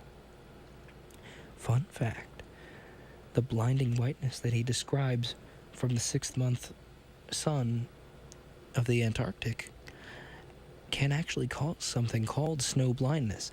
You know how when you get hit with a camera flash, for example, and you have those little phosphine, they're called phosphenes, but the little dots in your vision, right? In theory, you can get something called snow blindness if you're out in the snow for too long without ice protection. The sun actually will reflect off of the ice in such a way that you get essentially a phosphine, like those bright dots, all over your eye. So then everything is too bright and washed out, and the contrast is too high, essentially, to speak in video editing terms. The contrast on everything becomes too high, and your eyes become overwhelmed because of that reflection from the sun constantly blasting into your eyes, and you temporarily essentially develop blindness because of the snow. And it's a real phenomenon that Antarctic researchers have to worry about. I just picked that up, because I think Antarctica is interesting. I've done a lot of research into it, and I'm really excited that a lot of these old stories are as interested in it as I am, so to speak. They tend to set things there, probably because around the time this was written, in the 1920s, 1930s, the Antarctic hadn't had much public expeditionary work done on it, as it's kind of, inhospitable, what with its incredibly low temperatures and remarkable weather. So it's, it's that sense of intrigue. It's like, whoa, there's this whole continent of ice down on the bottom of the planet. What do we do? But I digress. There's your fun fact for the day. But I digress anyway. Returning to our story, it was a scene of loneliness and waiting death. "What's that?" exclaimed the scientist suddenly. Out of the white silence shrilled a low whistle, and a familiar whistle. Both men wheeled toward the sunship, and before their horrified eyes, the great sphere jerked and glided up, and it swerved into the heavens. Up it soared, and then, gaining speed, it swung into the blue distance, until in a moment it was a tiny star that flickered out even as they watched. Both men screamed and cursed and flung up their eyes despairingly. A penguin, attracted by their cries, waddled solemnly over them and regarded them with man-like curiosity. "Stranded in the coldest spot on Earth," groaned the scientist. Why did it start by itself? Dr. Munson, what purpose would that have? Why did you do that? Northwood narrowed his eyes as he spoke. "It didn't." The scientist's huge face, red from cold, quivered with helpless rage. "Human hands started it." "What? Whose hands?" "Ah, do I know?" His Teutonic accent grew more pronounced, as it always did when he was under emotional stress. "Somebody whose brain is better than mine. Somebody who found a way to hide away from our eyes. Ah, God. Don't let me think." His great hands sunk between his shoulders, giving him in his fursuit the grotesque appearance of a friendly brown bear. "Dr. Munson," said Northwood suddenly, "did you have an enemy, a man with the face and body of a pagan god? A great blonde creature with eyes as cold and cruel as the ice under our feet?" "Wait." The huge round head jerked up.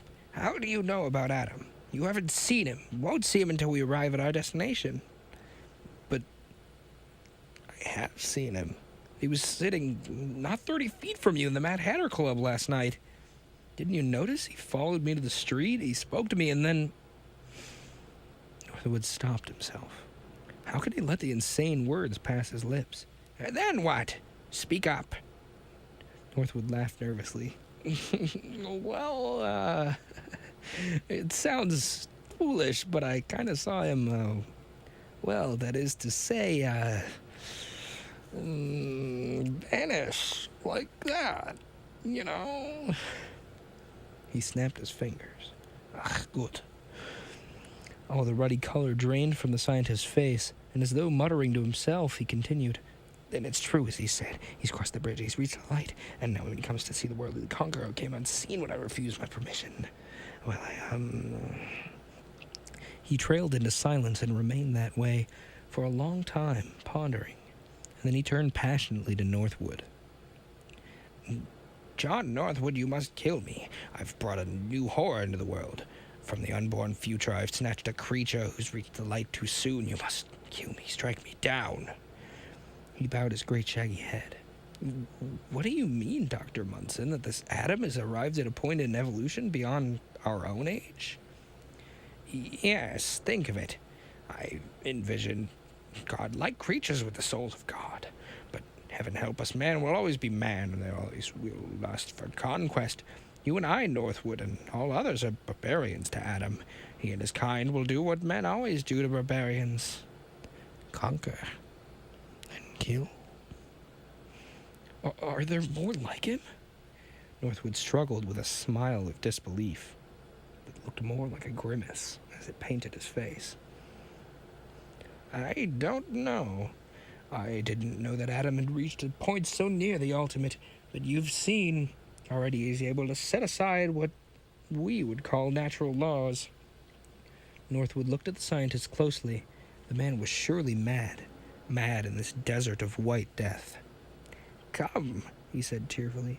Let's build an Eskimo snow house. We can live on penguins for days, and who knows what may rescue us. For 3 hours, the two worked at cutting ice blocks. With snow for mortar, they built a crude shelter, which enabled them to rest out of the cold breath of the spiraling polar winds that blew from the south. Dr. Mudson was sitting at the door of their hut, moodily pulling at his strong black pipe. As though a fit had seized him, he leapt up and let his pipe fall to the ice. Look! The sunship! It seemed but a moment before the tiny speck on the horizon had swept overhead, a silver comet on the grayish-bluish... It seemed but a moment before the tiny speck on the horizon had swept overhead, a silver comet on the grayish-blue polar sky. In another moment it had swooped down, eagle-wise, scarcely 50 feet from the ice hut. Dr. Munson and Northwood ran forward, and from the metal sphere stepped the stranger of the Mad Hatter Club. His tall, straight form, erect and slim, swung toward them over the ice, striding with a great deal of pride, I'd assume. Adam, what does this mean? How dare you do this to me? Adam's laugh was like the happy demonstration of a boy. So, you think you're still the master? You think because I returned, because I reverenced you yet? Hate shot viciously through the freezing blue eyes. You worm... that's not the right voice. You worm of the Black Age. Northwood shuddered. He'd heard those strange words addressed to himself scarcely more than 12 minutes ago. 12 hours ago, rather. But Adam was still speaking. With a thought I could annihilate you where you're standing. But I have use for you. Get in. He swept his hand to the sunship. Both men hesitated, and then Northwood strode forward until he was within 3 feet of Adam. They stood thus, eyeing each other, two splendid beings, one as blond as a Viking, the other dark and vital. Just what is your game? Demanded Northwood. The icy eyes shot forth a gleam like lightning. I needn't tell you, of course, but I may as well let you suffer over the knowledge. He curled his lips with superb scorn. I have one human weakness. I want Talia. The icy eyes warmed for a fleeting second. She is anticipating your meeting her. The taste of these women. I could kill you, of course, but that would only... how do we say? Inflame her. And so I take you to her to thrust you down her throat. And when she sees you, she will but of course fly to me. He spread his magnificent chest. Adam! Dr. Munson's face was dark with anger. What of Eve? Who are you to question my actions? What a fool you would have let me, whom you forced into life thousands of years too soon, grow more powerful than you. Though I am through with all you petty creatures of this Black Age, you will call me more terrible than your Jehovah, for you see what you have called forth from an unborn time. He vanished. Before the startled men could recover from the shock of it, the vibrant, too new voice went on. I'm sorry for you, Munson, because like you, I need specimens for my experiments. What a splendid specimen you will be. His laugh was ugly with significance. Get in, worms. Unseen hands cuffed and pushed them into the sunship. Inside, Dr. Munson stumbled to the control room, white and drawn of face, his great brain seemingly paralyzed by the catastrophe. You needn't attempt, Rix, went on the voice. I'm watching you both. You can't even hide your thoughts from me. And thus began the strange continuation of the journey.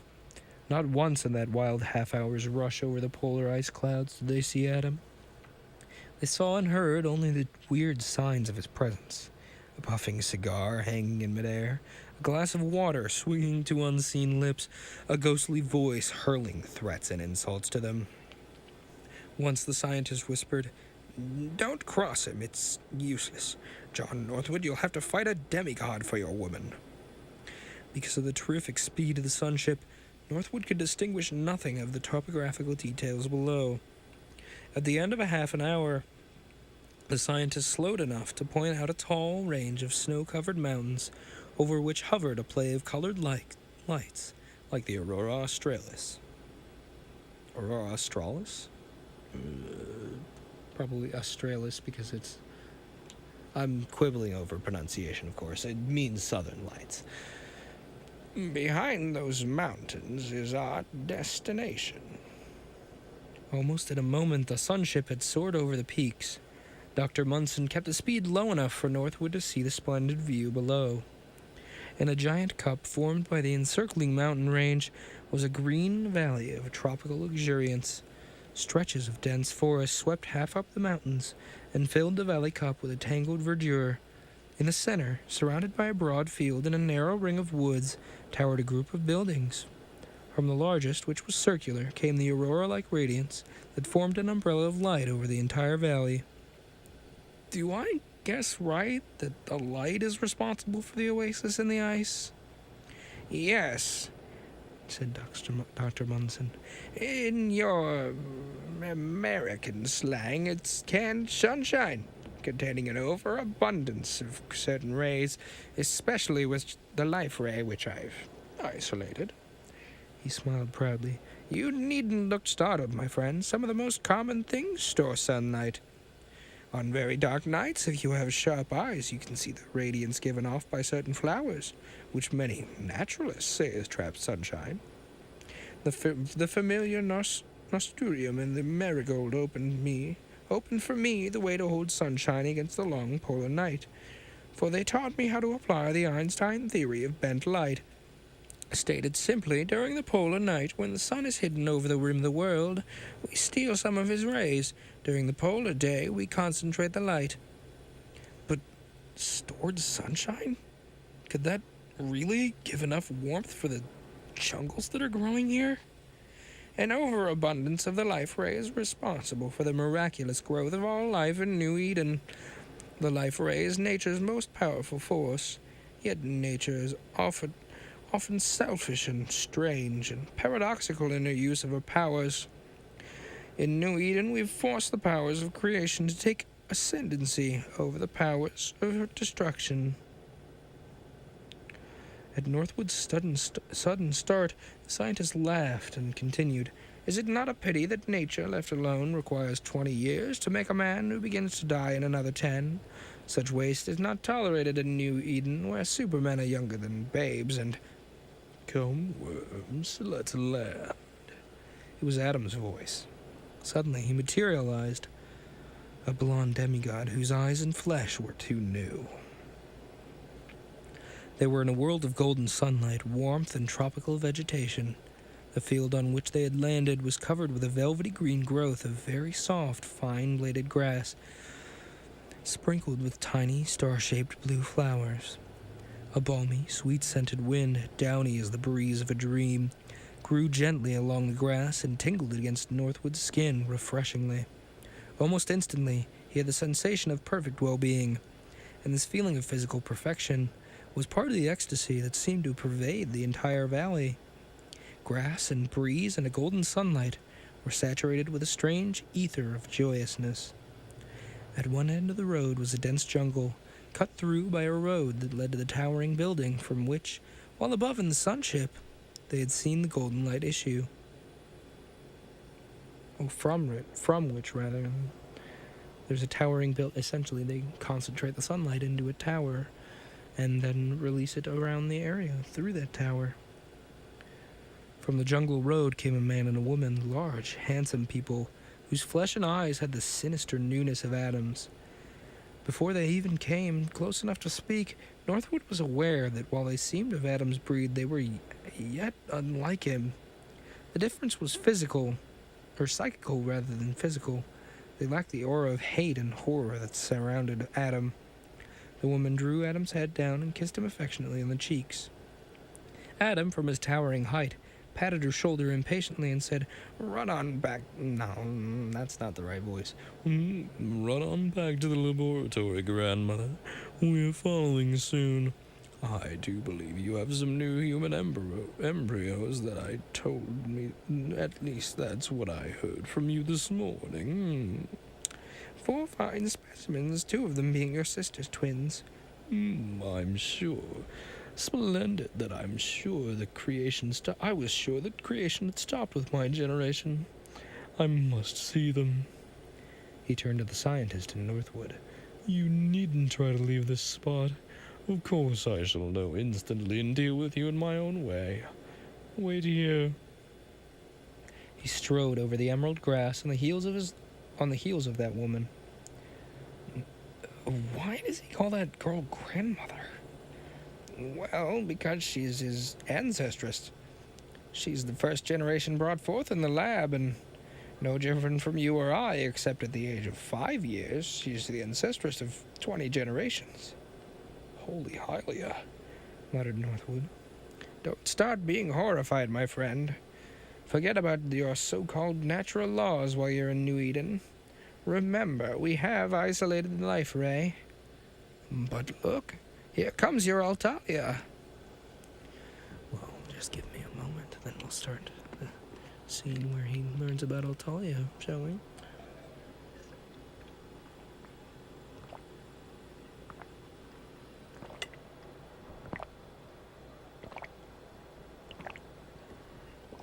There's a little bit of ASMR for the day, I guess.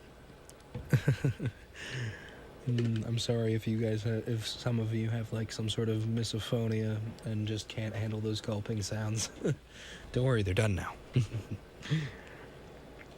Northwood gazed covertly at the beautiful girl approaching them with a rarely graceful walk. She was tall, slender, round of bosom, narrow of hip, and she held her lovely body in the erect poise of someone in splendid health.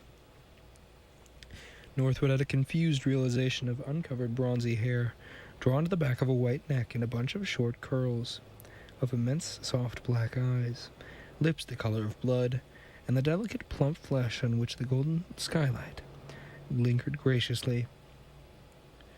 He was instantly glad to see that while she possessed the freshness of a young maiden, her skin and eyes didn't have the horrible newness of Adam's.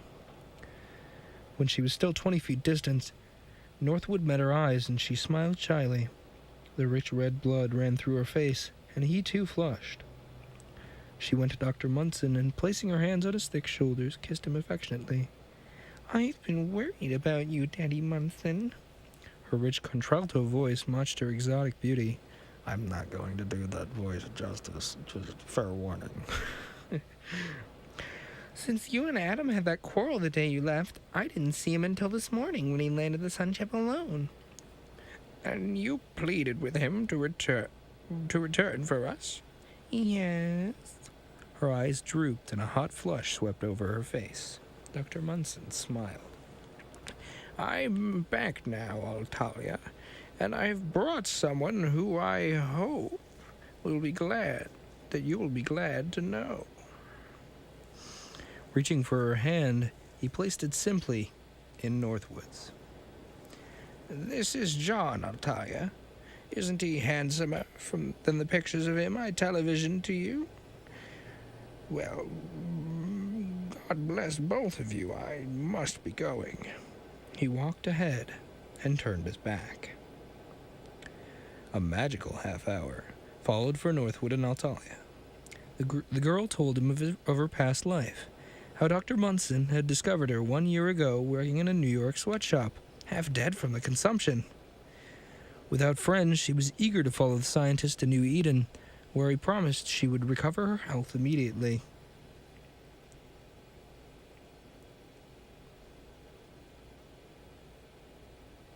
Sorry, I'm responding to an urgent text message telling them I'm on the radio. Oh boy, my favorite.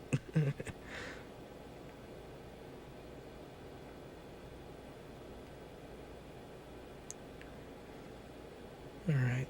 Anyway. And he was right, Dawn, she said shyly. The life ray, that marvelous energy ray which penetrates to the utmost depths of the earth and ocean, giving to the cells of all living bodies the power to grow and remain animate, has been concentrated by Dr. Munson in his stored sunshine. The life ray healed me almost immediately. Northwood looked down at the glorious girl beside him, whose eyes had already fluttered away from his like shy black butterflies. And suddenly he squeezed the soft hand in his and said passionately, Altalia, because Adam wants you, and he'll get you if he can, let's set aside all the artificialities of civilization. I've loved you madly since I've seen your picture. If you can say the same to me, it'll give me courage to face what I know lies before me. Altalia, her face suddenly tender, came closer to him. John Northwood, I love you. Her red lips came temptingly close, but before he could touch them, Adam suddenly pushed his body between him and Altalia. Adam was pale, and all the iciness was gone from his blue eyes, which were deep and dark and very human. He looked down at Altalia, and she looked up at him. Two handsome specimens of perfect manhood and womanhood. Fast work, Altalia. The new vibrant voice was strained. I was hoping you would be disappointed in him, especially after having been wooed by me this morning. I could take you if I wished, of course, but I prefer to win you in the ancient manner. Dismiss him. He jerked his thumb over his shoulder in Northwood's direction. Altalia flushed vividly and looked at him almost compassionately. I'm not great enough for you, Adam. I dare not love you. I'm sorry, I'm cracking myself up with that voice. That's it's really the opposite of what the story wants. It is just it's the only like female voice I can work with right now. Adam laughed, and still oblivious of Northwood and Dr. Munson, folded his arms over his chest. With a golden skylight on his burnished hair, he was a valiant, magnificent spectacle. Since the beginning...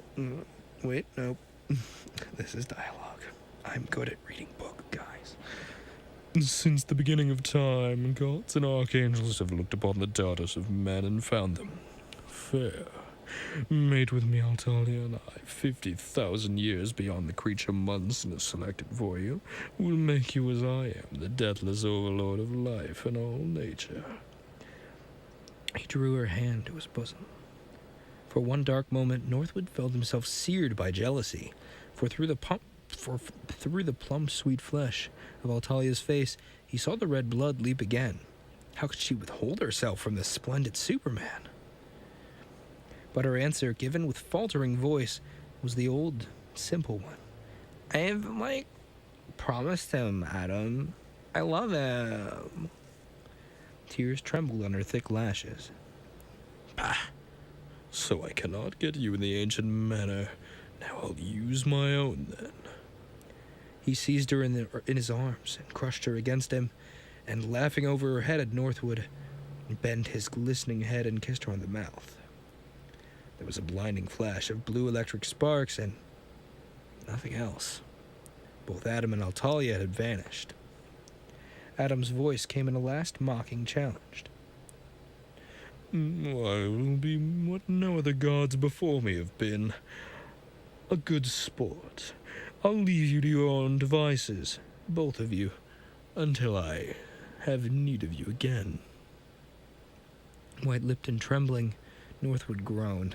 What's he done now? Dr. Munson's great head drooped. I don't know.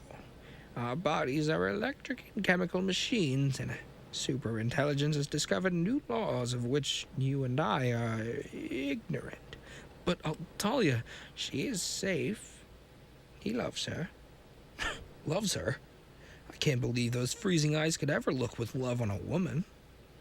Adam is a man. At heart, he is as human as the first man creature that wallowed in the New Earth slime. His voice dropped as though he were musing aloud. It might be well to let him have it, Talia. She'll help to keep vigor in the new race, which would stop reproducing in another few generations without the injection of Black Age blood, shall we say. Do you want to bring... So, you want to bring more creatures like Adam into the world? Northwood flung at him. You've tampered with life enough, Dr. Munson. Although Adam has my sympathy, I'm not willing to turn Talia over to him. Well said. Come to the laboratory for chemical nourishment. Rest under my life ray. They went to the circular building from whose highest tower issued the golden radiance that shamed the light of the sun, hanging low in the northeast. John Northwood, with that laboratory which is the center of life and all life in New Eden, will have to whip Adam. He gave us what he called a sporting chance because he knew that he's able to send us and all of mankind to a doom more terrible than hell. Even now we might be entering some hideous trap he has set for us. They entered by a side entrance and went immediately to what Dr. Munson called the rest ward. Here in a large room were arranged rows of cots, on many of which lay men basking in a deep orange flood of light which poured from individual lamps set above each cot. It's the life ray, said Dr. Munson reverently. This source of all growth and restoration in nature. It's the power that bursts open the seed and brings forth the shoot, that increases that shoot into a giant tree. It's the same power that enables the fertilized ovum to develop into an animal. It creates and recreates cells almost instantly. Accordingly, it is the perfect substitute for sleep. Stretch out and enjoy its power, and while you rest, eat these nourishing tablets. Northwood lay on a cot, and Dr. Munson turned the life ray on him. For a few minutes a delicious drowsiness fell upon him, producing a spell of perfect peace, which the cells of his being seemed to drink in. For another delirious fleeting space, every inch of him vibrated with a thrilling sensation of freshness. Oh, croissant. No. A thrilling sensation of freshness. He took a deep, ecstatic breath and opened his eyes. Enough, said Dr. Munson, switching off the ray. After 3 minutes of rejuvenation, you're commencing again with perfect cells. All ravages from disease and wear have been corrected. Northwood leaped up joyously. His handsome eyes sparkled and his skin glowed. I felt great. I've never felt so good since I was a kid. A pleased grin spread over the scientist's homely face. See what my discovery will mean to the world. In the future, we shall all go to the laboratory for recuperation and nourishment. We'll have almost 24 hours a day for work and play.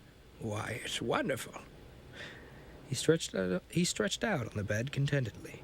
Someday, when my work is nearly done, I shall permit the life ray to cure my, disfigurement. Well, why not now? Dr. Munson sighed. If I were perfect, I should cease to be so overwhelmingly conscious of the importance of perfection. He settled back to the enjoyment of the life ray. A few minutes later, he jumped up, alert as a boy. That's fine. Now I'll show you how the life ray speeds up development and produces 4 generations of humans a year. With restored energy, Northwood began thinking of Altalia. As he followed Dr. Munson down a long corridor, he yearned to see her again, to be certain that she was safe. Once he imagined he felt a gentle, soft-fleshed touch against his hand, and was disappointed not to see her walking by his side. Was she with him, unseen? The thought was sweet. Before Dr. Munson opened the massive bronze door at the end of the corridor, he said, Don't be surprised or shocked or anything you see here, John Northwood. This is the baby laboratory. They entered a room which seemed no different from a hospital ward. On little white beds lay naked children of various sizes, perfect, solemn-eyed youngsters and older children, as beautiful as little animated statues. Above each bed was a small life ray projector. A white-capped nurse went from bed to bed. They're recuperating from the daily educational period. After a few minutes of this, they'll go into the growing room, which I'll have to show you through a window. Should you and I enter, we might be, well, changed in a most extraordinary manner. But look, Northwood. He slid back a panel in the wall, and Northwood peered in through a thick pane of clear glass. The room was really an immense outdoor area. Its only carpet the fine-bladed grass, its roof the blue sky cut in the middle by an enormous disk which shot the aurora of trapped sunshine, which made a golden umbrella over the valley. Through openings in the bottom of the disk poured a fine rain of rays, which fell constantly upon groups of children, youths and young girls, all clad in the merest scraps of clothing. Some were dancing, but others were playing games, and all seemed as supremely happy as the birds and butterflies which fluttered about the shrubs and flowers edging the arena. I don't expect you to believe that the oldest young man in there is 3 months old. You cannot see visible changes in a body which grows as slowly as the human being, whose normal period of development is 20 years or more. But I can give you visible proof of how fast growth takes place under the full power of the life ray. Plant life, which, even when left to nature, often develops from seed to flower within a few weeks or months, and it can be seen making its miraculous changes under that life ray. Watch those gorgeous purple flowers over which the butterflies are hovering.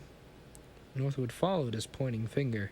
Near the glass window, through which they looked, grew an enormous bank of resplendent violet-covered flowers, which literally enshrined the entire bush with their royal glory. At first glance, it seemed as though a violent wind were snatching at each flower and bush, but upon closer inspection, it proved the agitation was part of the plant itself. And then he saw the movements were the results of perpetual composition and growth. He fastened his eyes on one huge bud. He saw it swell, burst, and spread out as passionate purple velvet, lift the broad flower to face the light for a joyous minute, and seconds later, a butterfly lighted airily to sample its nectar and brush the pollen from its yellow-dusted wings. Scarcely had the winged visitor flown away than the purple petals began to wither and fall away, leaving the seed pod on the stem. The visible change went on in this seed pod. It turned rapidly brown, dried out, and then sent the released seed in the shower to the rich black earth below. Scarcely had the seeds touched the ground than they sent up tiny green shoots that grew larger with each moment. Within 10 minutes, there was a new plant a foot high. Within half an hour, the plant budded and blossomed and cast forth its own seed. You understand? Development is going on as rapidly among the children. Before the first year has passed, the young baby will have grandchildren. That is, if the baby tests out to pass its seeds down to the new generation. I know it sounds absurd, but you saw the plant.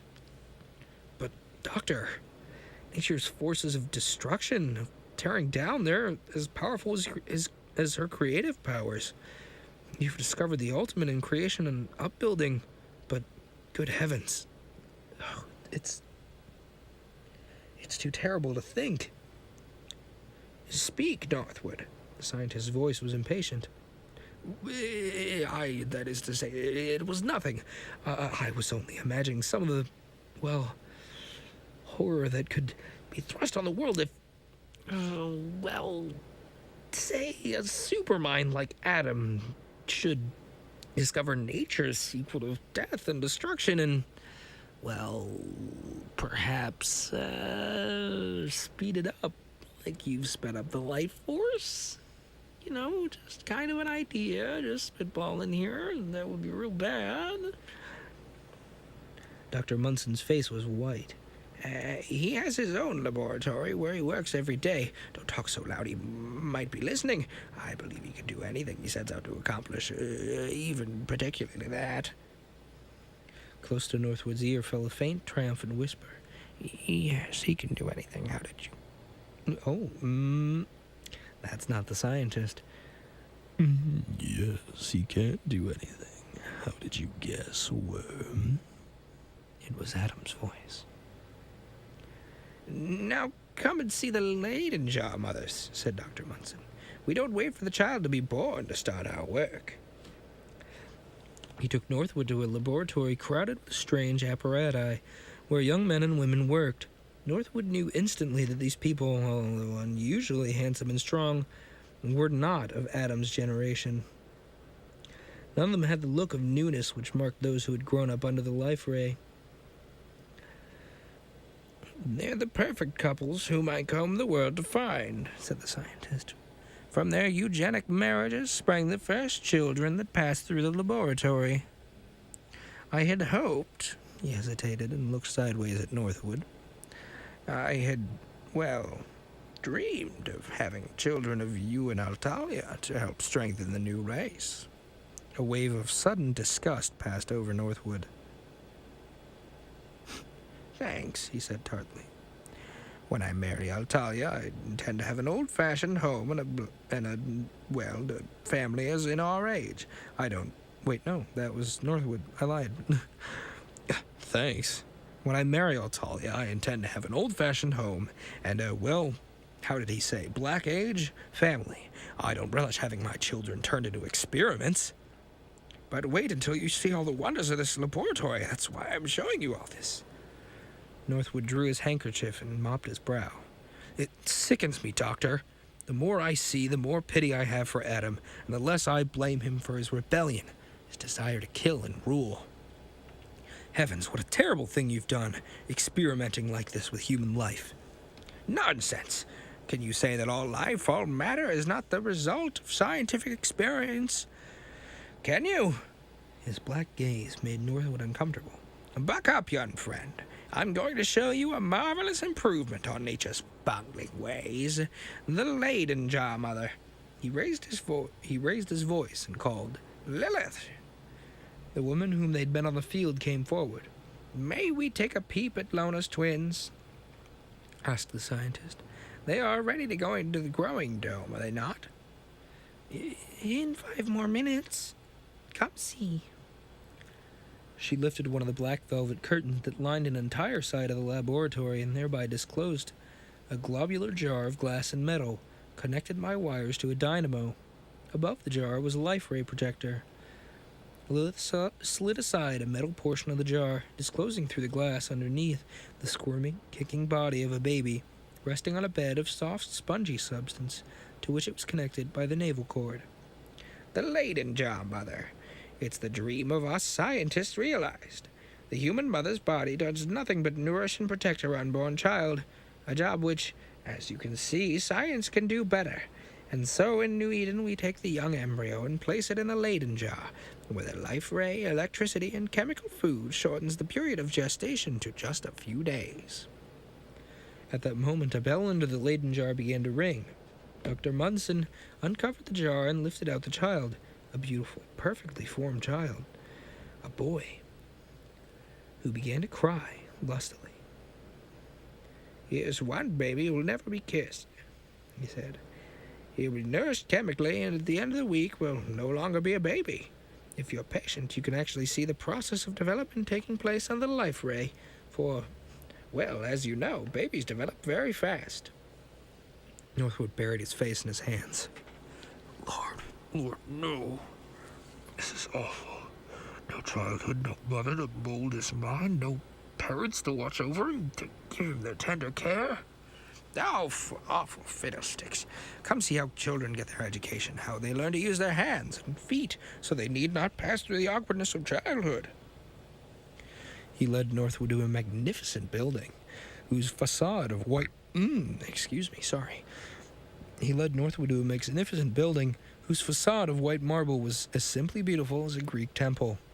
The side walls, built almost entirely of glass, permitted the synthetic sunshine to sweep from end to end. They first entered a library where all youths and young girls pored over books of all kinds. Their manner of reading mystified Northwood. With a single sweep of the eye, they seemed to devour a page and then turn to the next. He stepped closer to peer over the shoulder of a beautiful girl. She was reading Eulicid's Elements of Geometry in Latin, and she turned the pages as swiftly as the other girl occupying her table, who was devouring Paradise Lost. Dr. Munson whispered to him, If you do not believe that Ruth here is getting her Ulysses from which she never saw before today, examine her from the book. That is, if you are a good enough Latin scholar. Ruth had stopped her reading to talk to him, and in a few minutes had completely dumbfounded him with her pedantic replies, which fell from lips as luscious and unformed as an infant's. Now, test Rachel on her Milton. As far as she's read, she shouldn't misquote a line, and her comments will probably prove a scholarly appreciation of the Milton. Word for word, Rachel was able to give him Paradise Lost from memory, except the last 4 pages, which she hadn't read yet. Then, taking the book from him, she swept her eyes over these pages and returned the book to him, and quoted copiously and correctly. Dr. Munson gloated triumphantly over his astonishment. There, my friend, could you now be satisfied with old-fashioned children who spend long, expensive years in getting an education? Of course, your children will not have the perfect brains of these yet. Developed under the life ray, they should have splendid mentality. These children, through selective breeding, have brains that make everlasting records instantly. A page in a book once seen is indelibly retained by them and understood, for that matter. The same is true of a lecture, of an explanation given by a teacher, of even idle conversation. Any man or woman in this room should be able to repeat the most trivial conversation days old. But what are the arts, Dr. Munson? Surely even your supermen and women cannot instantly learn to play a masterpiece or to guide their fingers and their brains through the intricacies of a difficult musical composition? No? His dark eyes glowed. Come see. Before they entered another wing of the building, they heard a violin being played masterfully. Dr. Munson paused at the door. So that you may understand what you're about to see, let me remind you that the nerve impulses and coordinating means in the human body are purely electrical. The world has not yet accepted my theory of this, but it will.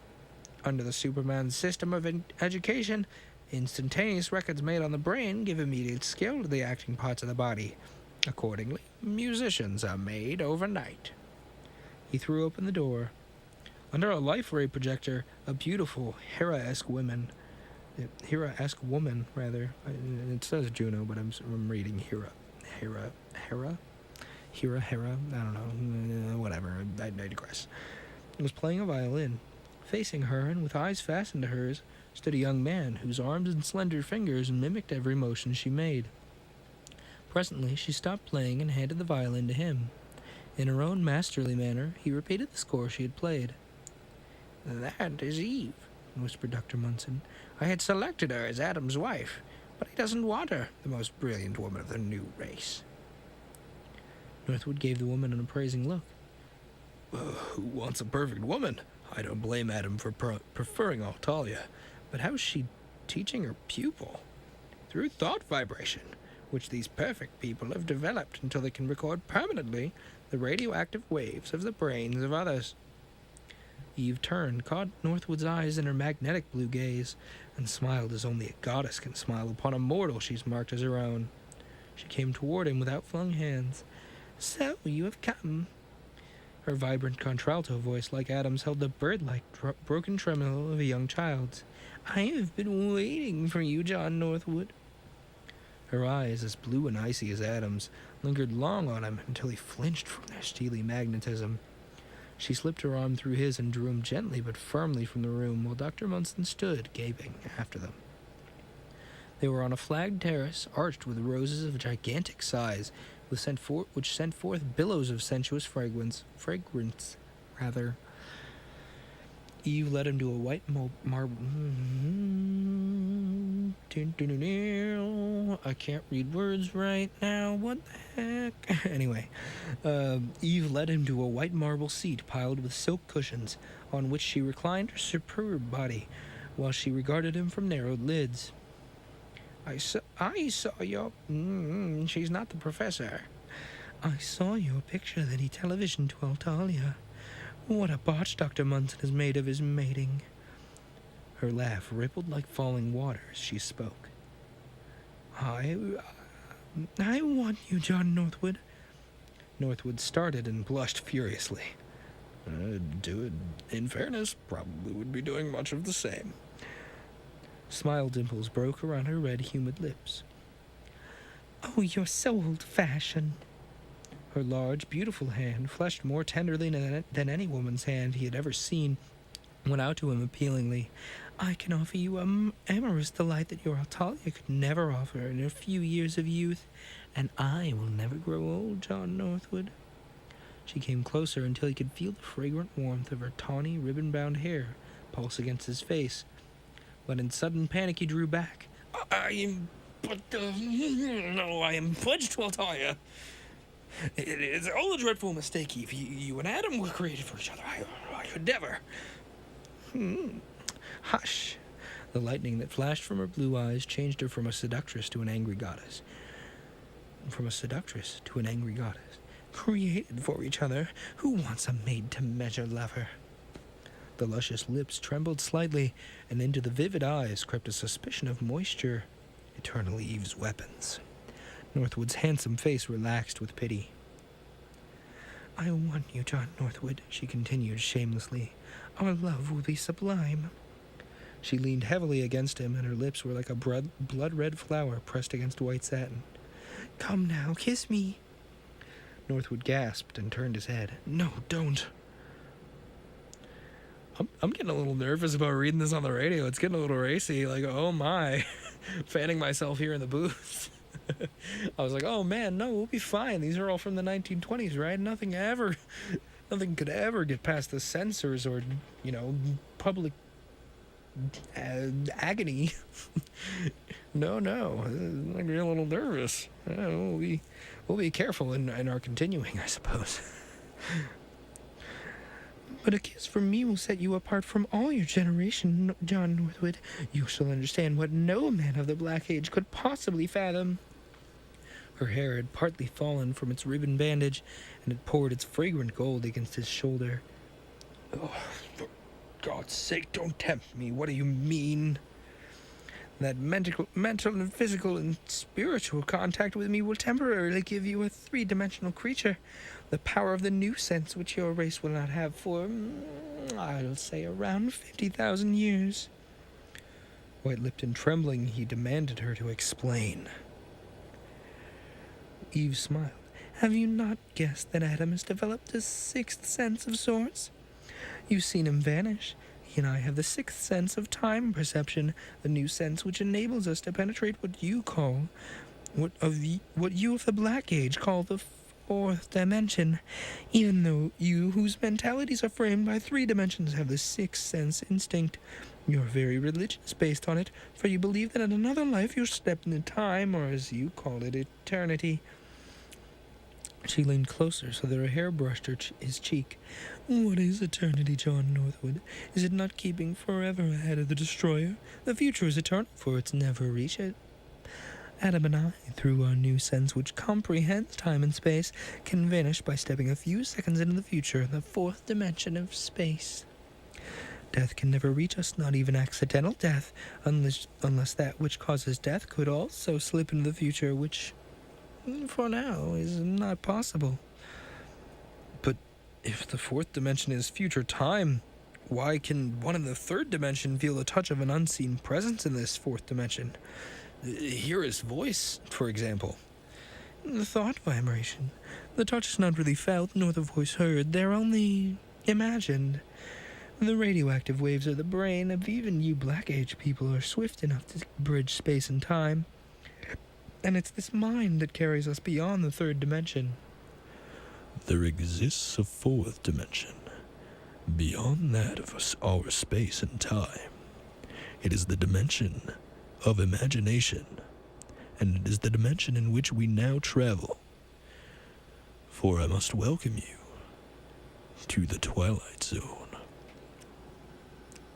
I'm gonna be I'm gonna boast a little bit. I like the way that came out. I'm a big fan of the Twilight Zone, and that whole 4th dimension talk just now has got me in a really Twilight Zone-y mood. Speaking of, just like generally, like the last few things we've been reading feel very Twilight Zone-y, like that book that made that man see things, and then now this like oh man, it's a utopia, and then immediately just spirals into this like dystopian overlord aesthetic. It's very Twilight Zone, and I'm enjoying it a great deal. But I digress. Let us continue with our story in a moment here. There we go. Her red mouth reached closer to him, her blue eyes touching hidden forces that slept in remote cells of his being. You are going into eternal time, John Northwood. Eternity without beginning or end. Do you understand? Can you feel it? Do you comprehend it? Now for the contact. Kiss me. Northwood had seen Altalia vanish under Adam's kiss, and suddenly in one mad burst of understanding, he leaned over to his magnificent temptress.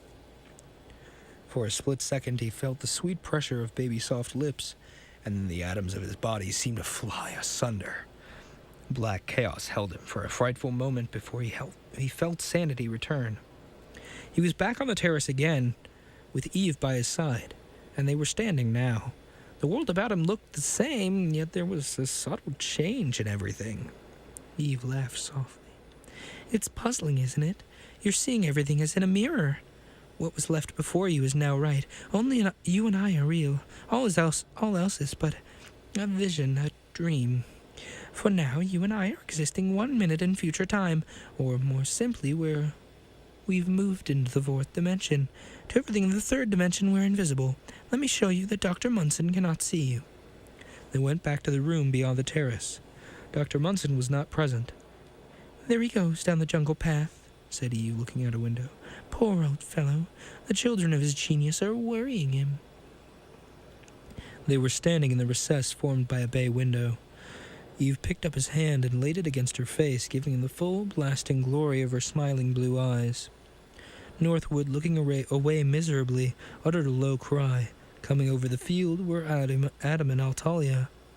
By the trimming on the blue dress she wore, he could see that she was still in the fourth dimension, for he didn't see her as a mirror image. Okay, so they've moved. So if it wasn't clear, since they've moved a few minutes into the future, everything that's not a few minutes into the future with them is mirrored. That took me a minute to pick up. So he knows Altalia and Adam have joined them in the future because the trimming on her dress is not inverted. A look of fear leapt to Eve's face, and she clutched Northwood's arm, trembling. I don't want Adam to see that I've passed you beyond, she gasped.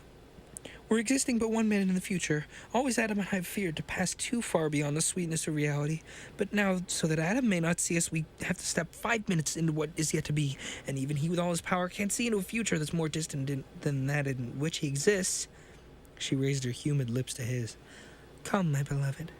Northwood kissed her, and again came the moment of confusion, of the awful vacancy that was like death. And then he found himself and Eve in the laboratory, following Adam and Altalia down a long corridor.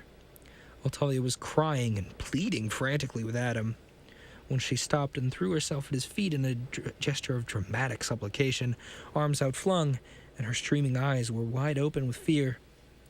Adam stooped and lifted her gently and continued on his way, supporting her against his side. Eve dug her fingers into Northwood's arm. Horror contorted her face, horror mixed with rage. My mind hears what he's saying, understands the vile plan he's made, John Northwood. He's on his way to the laboratory to destroy not only you and most of those in New Eden, but me as well. He wants only Altalia. Striding forward like an avenging goddess, she pulled Northwood after her. Hurry, she whispered. Remember, you and I are only 5 minutes into the future, and Adam is only 1. We're witnessing what will occur 4 minutes from now. We have yet had time to reach the laboratory before him and be ready for him when he enters. And because he will have to go back to present time to do his work of destruction, I'll be able to, destroy him. Fierce joy Oh no, that wasn't a grunt of, oh, I've been hit. It's like, oh, it's a pleasant ah. Fierce joy burned in her flashing blue eyes, and her slender nostrils quivered delicately. Ooh, that's a weird detail. Northwood, peeping at her in horror, knew that no mercy could be expected of her. And when she stopped at a certain door and inserted a key, he remembered Altalia. What if she should enter with Adam in present time?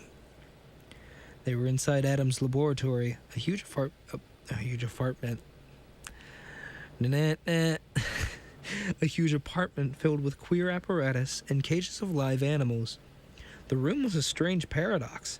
Part of the equipment, the walls, and the floor was glistening with newness, and part of it was molding with extreme age. The powers of disintegration that haunt a tropical forest seemed to be devouring certain spots of the room. Here in the midst of bright marble was a section of wall that seemed as old as the pyramids. The surface of the stone had an appalling moldiness, as though it had been lifted from an ancient graveyard where it had lain in the festering ground for unwholesome centuries. So time is really bent out of shape in this laboratory, folks.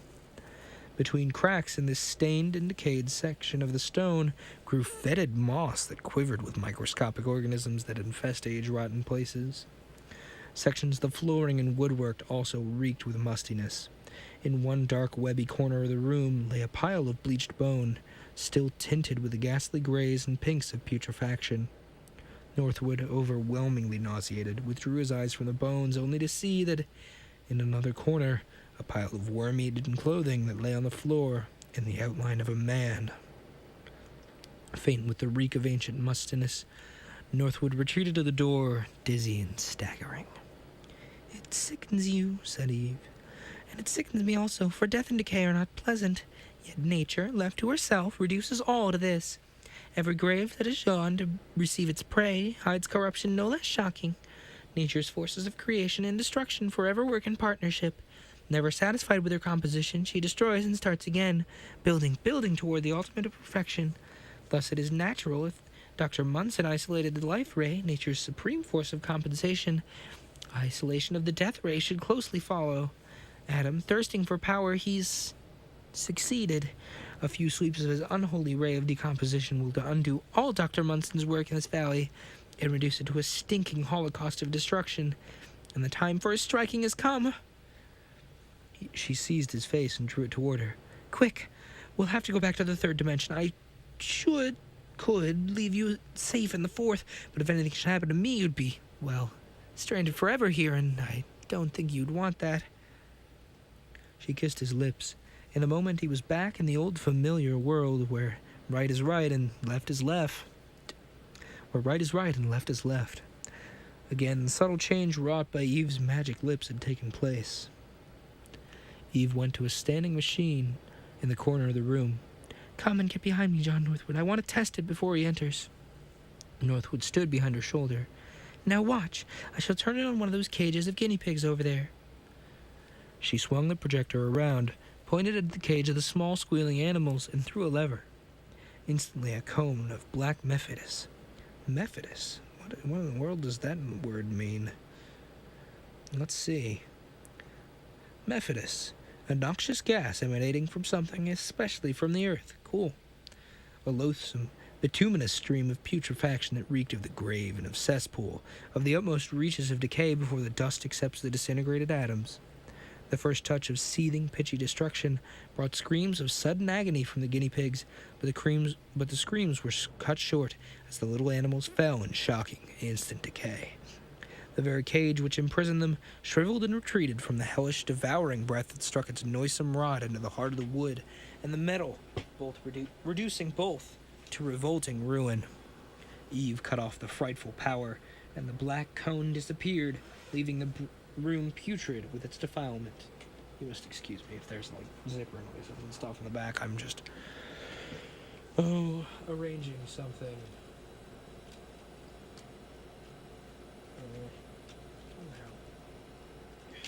Darn thing. Sorry, I'm just arranging my flash drive for when the show ends. I digress. Leaving the room putrid with its defilement. "And Adam would do that to the world," she said, her blue eyes like electric-shot icicles. "He would do it to you, John Northwood, and to me."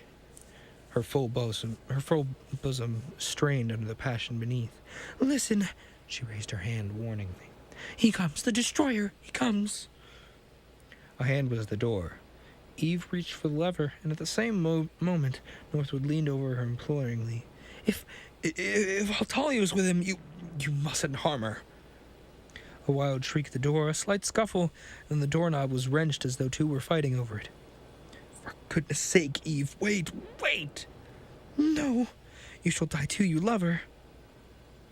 Icy, cruel eyes cut into him, and a new-fleshed hand tried to push him aside. The door was straining open. A beloved voice shrieked, "John!" Eve and Northwood both leapt for the lever. Under her tender white flesh, she was strong as a man. Oh, well, there's some 1920s attitude for you there. Jeez. In the midst of the struggle, her red, humid lips approached his, closer, closer. The merest pressure would thrust him into future time, where the laboratory and all it contained would be but a shadow, and where he'd be helpless to interfere with her terrible will. He saw the door open and Adam stride into the room. Behind him, lying prone in the hall, where she'd probably fainted, was Altalia. In a mad burst of strength, he touched the lever together with Eve. The projector, belching forth its stinking breath of corruption, swung in a mad arc over the ceiling, over the walls, and then straight at Adam.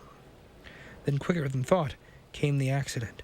Eve, attempting to throw Northwood off, tripped, fell half over the machine, and with a short scream of despair, dropped into the black path of destruction. Ooh, that's a nice cliffhanger to leave it on, actually. I'm going to end off the show a tad early, folks, and we're going to leave it on that cliffhanger to find out just what happens to Eve. You're going to have to tune in next week, folks. So, this has been a wonderful, wonderful episode of Paper Cuts. Tune in next week, same bat time, same bat channel. If you guys missed something, I have a YouTube channel where I'm putting up the archives of this every Saturday after the Friday show. It's called Glacier Nester. Just look for the books playlist. They're all at the bottom. All 6 episodes now? 6, 7? I'm not quite sure anymore. But regardless of all that, thank you for tuning in, everyone. Here's some music for a little bit. And, see you guys next week.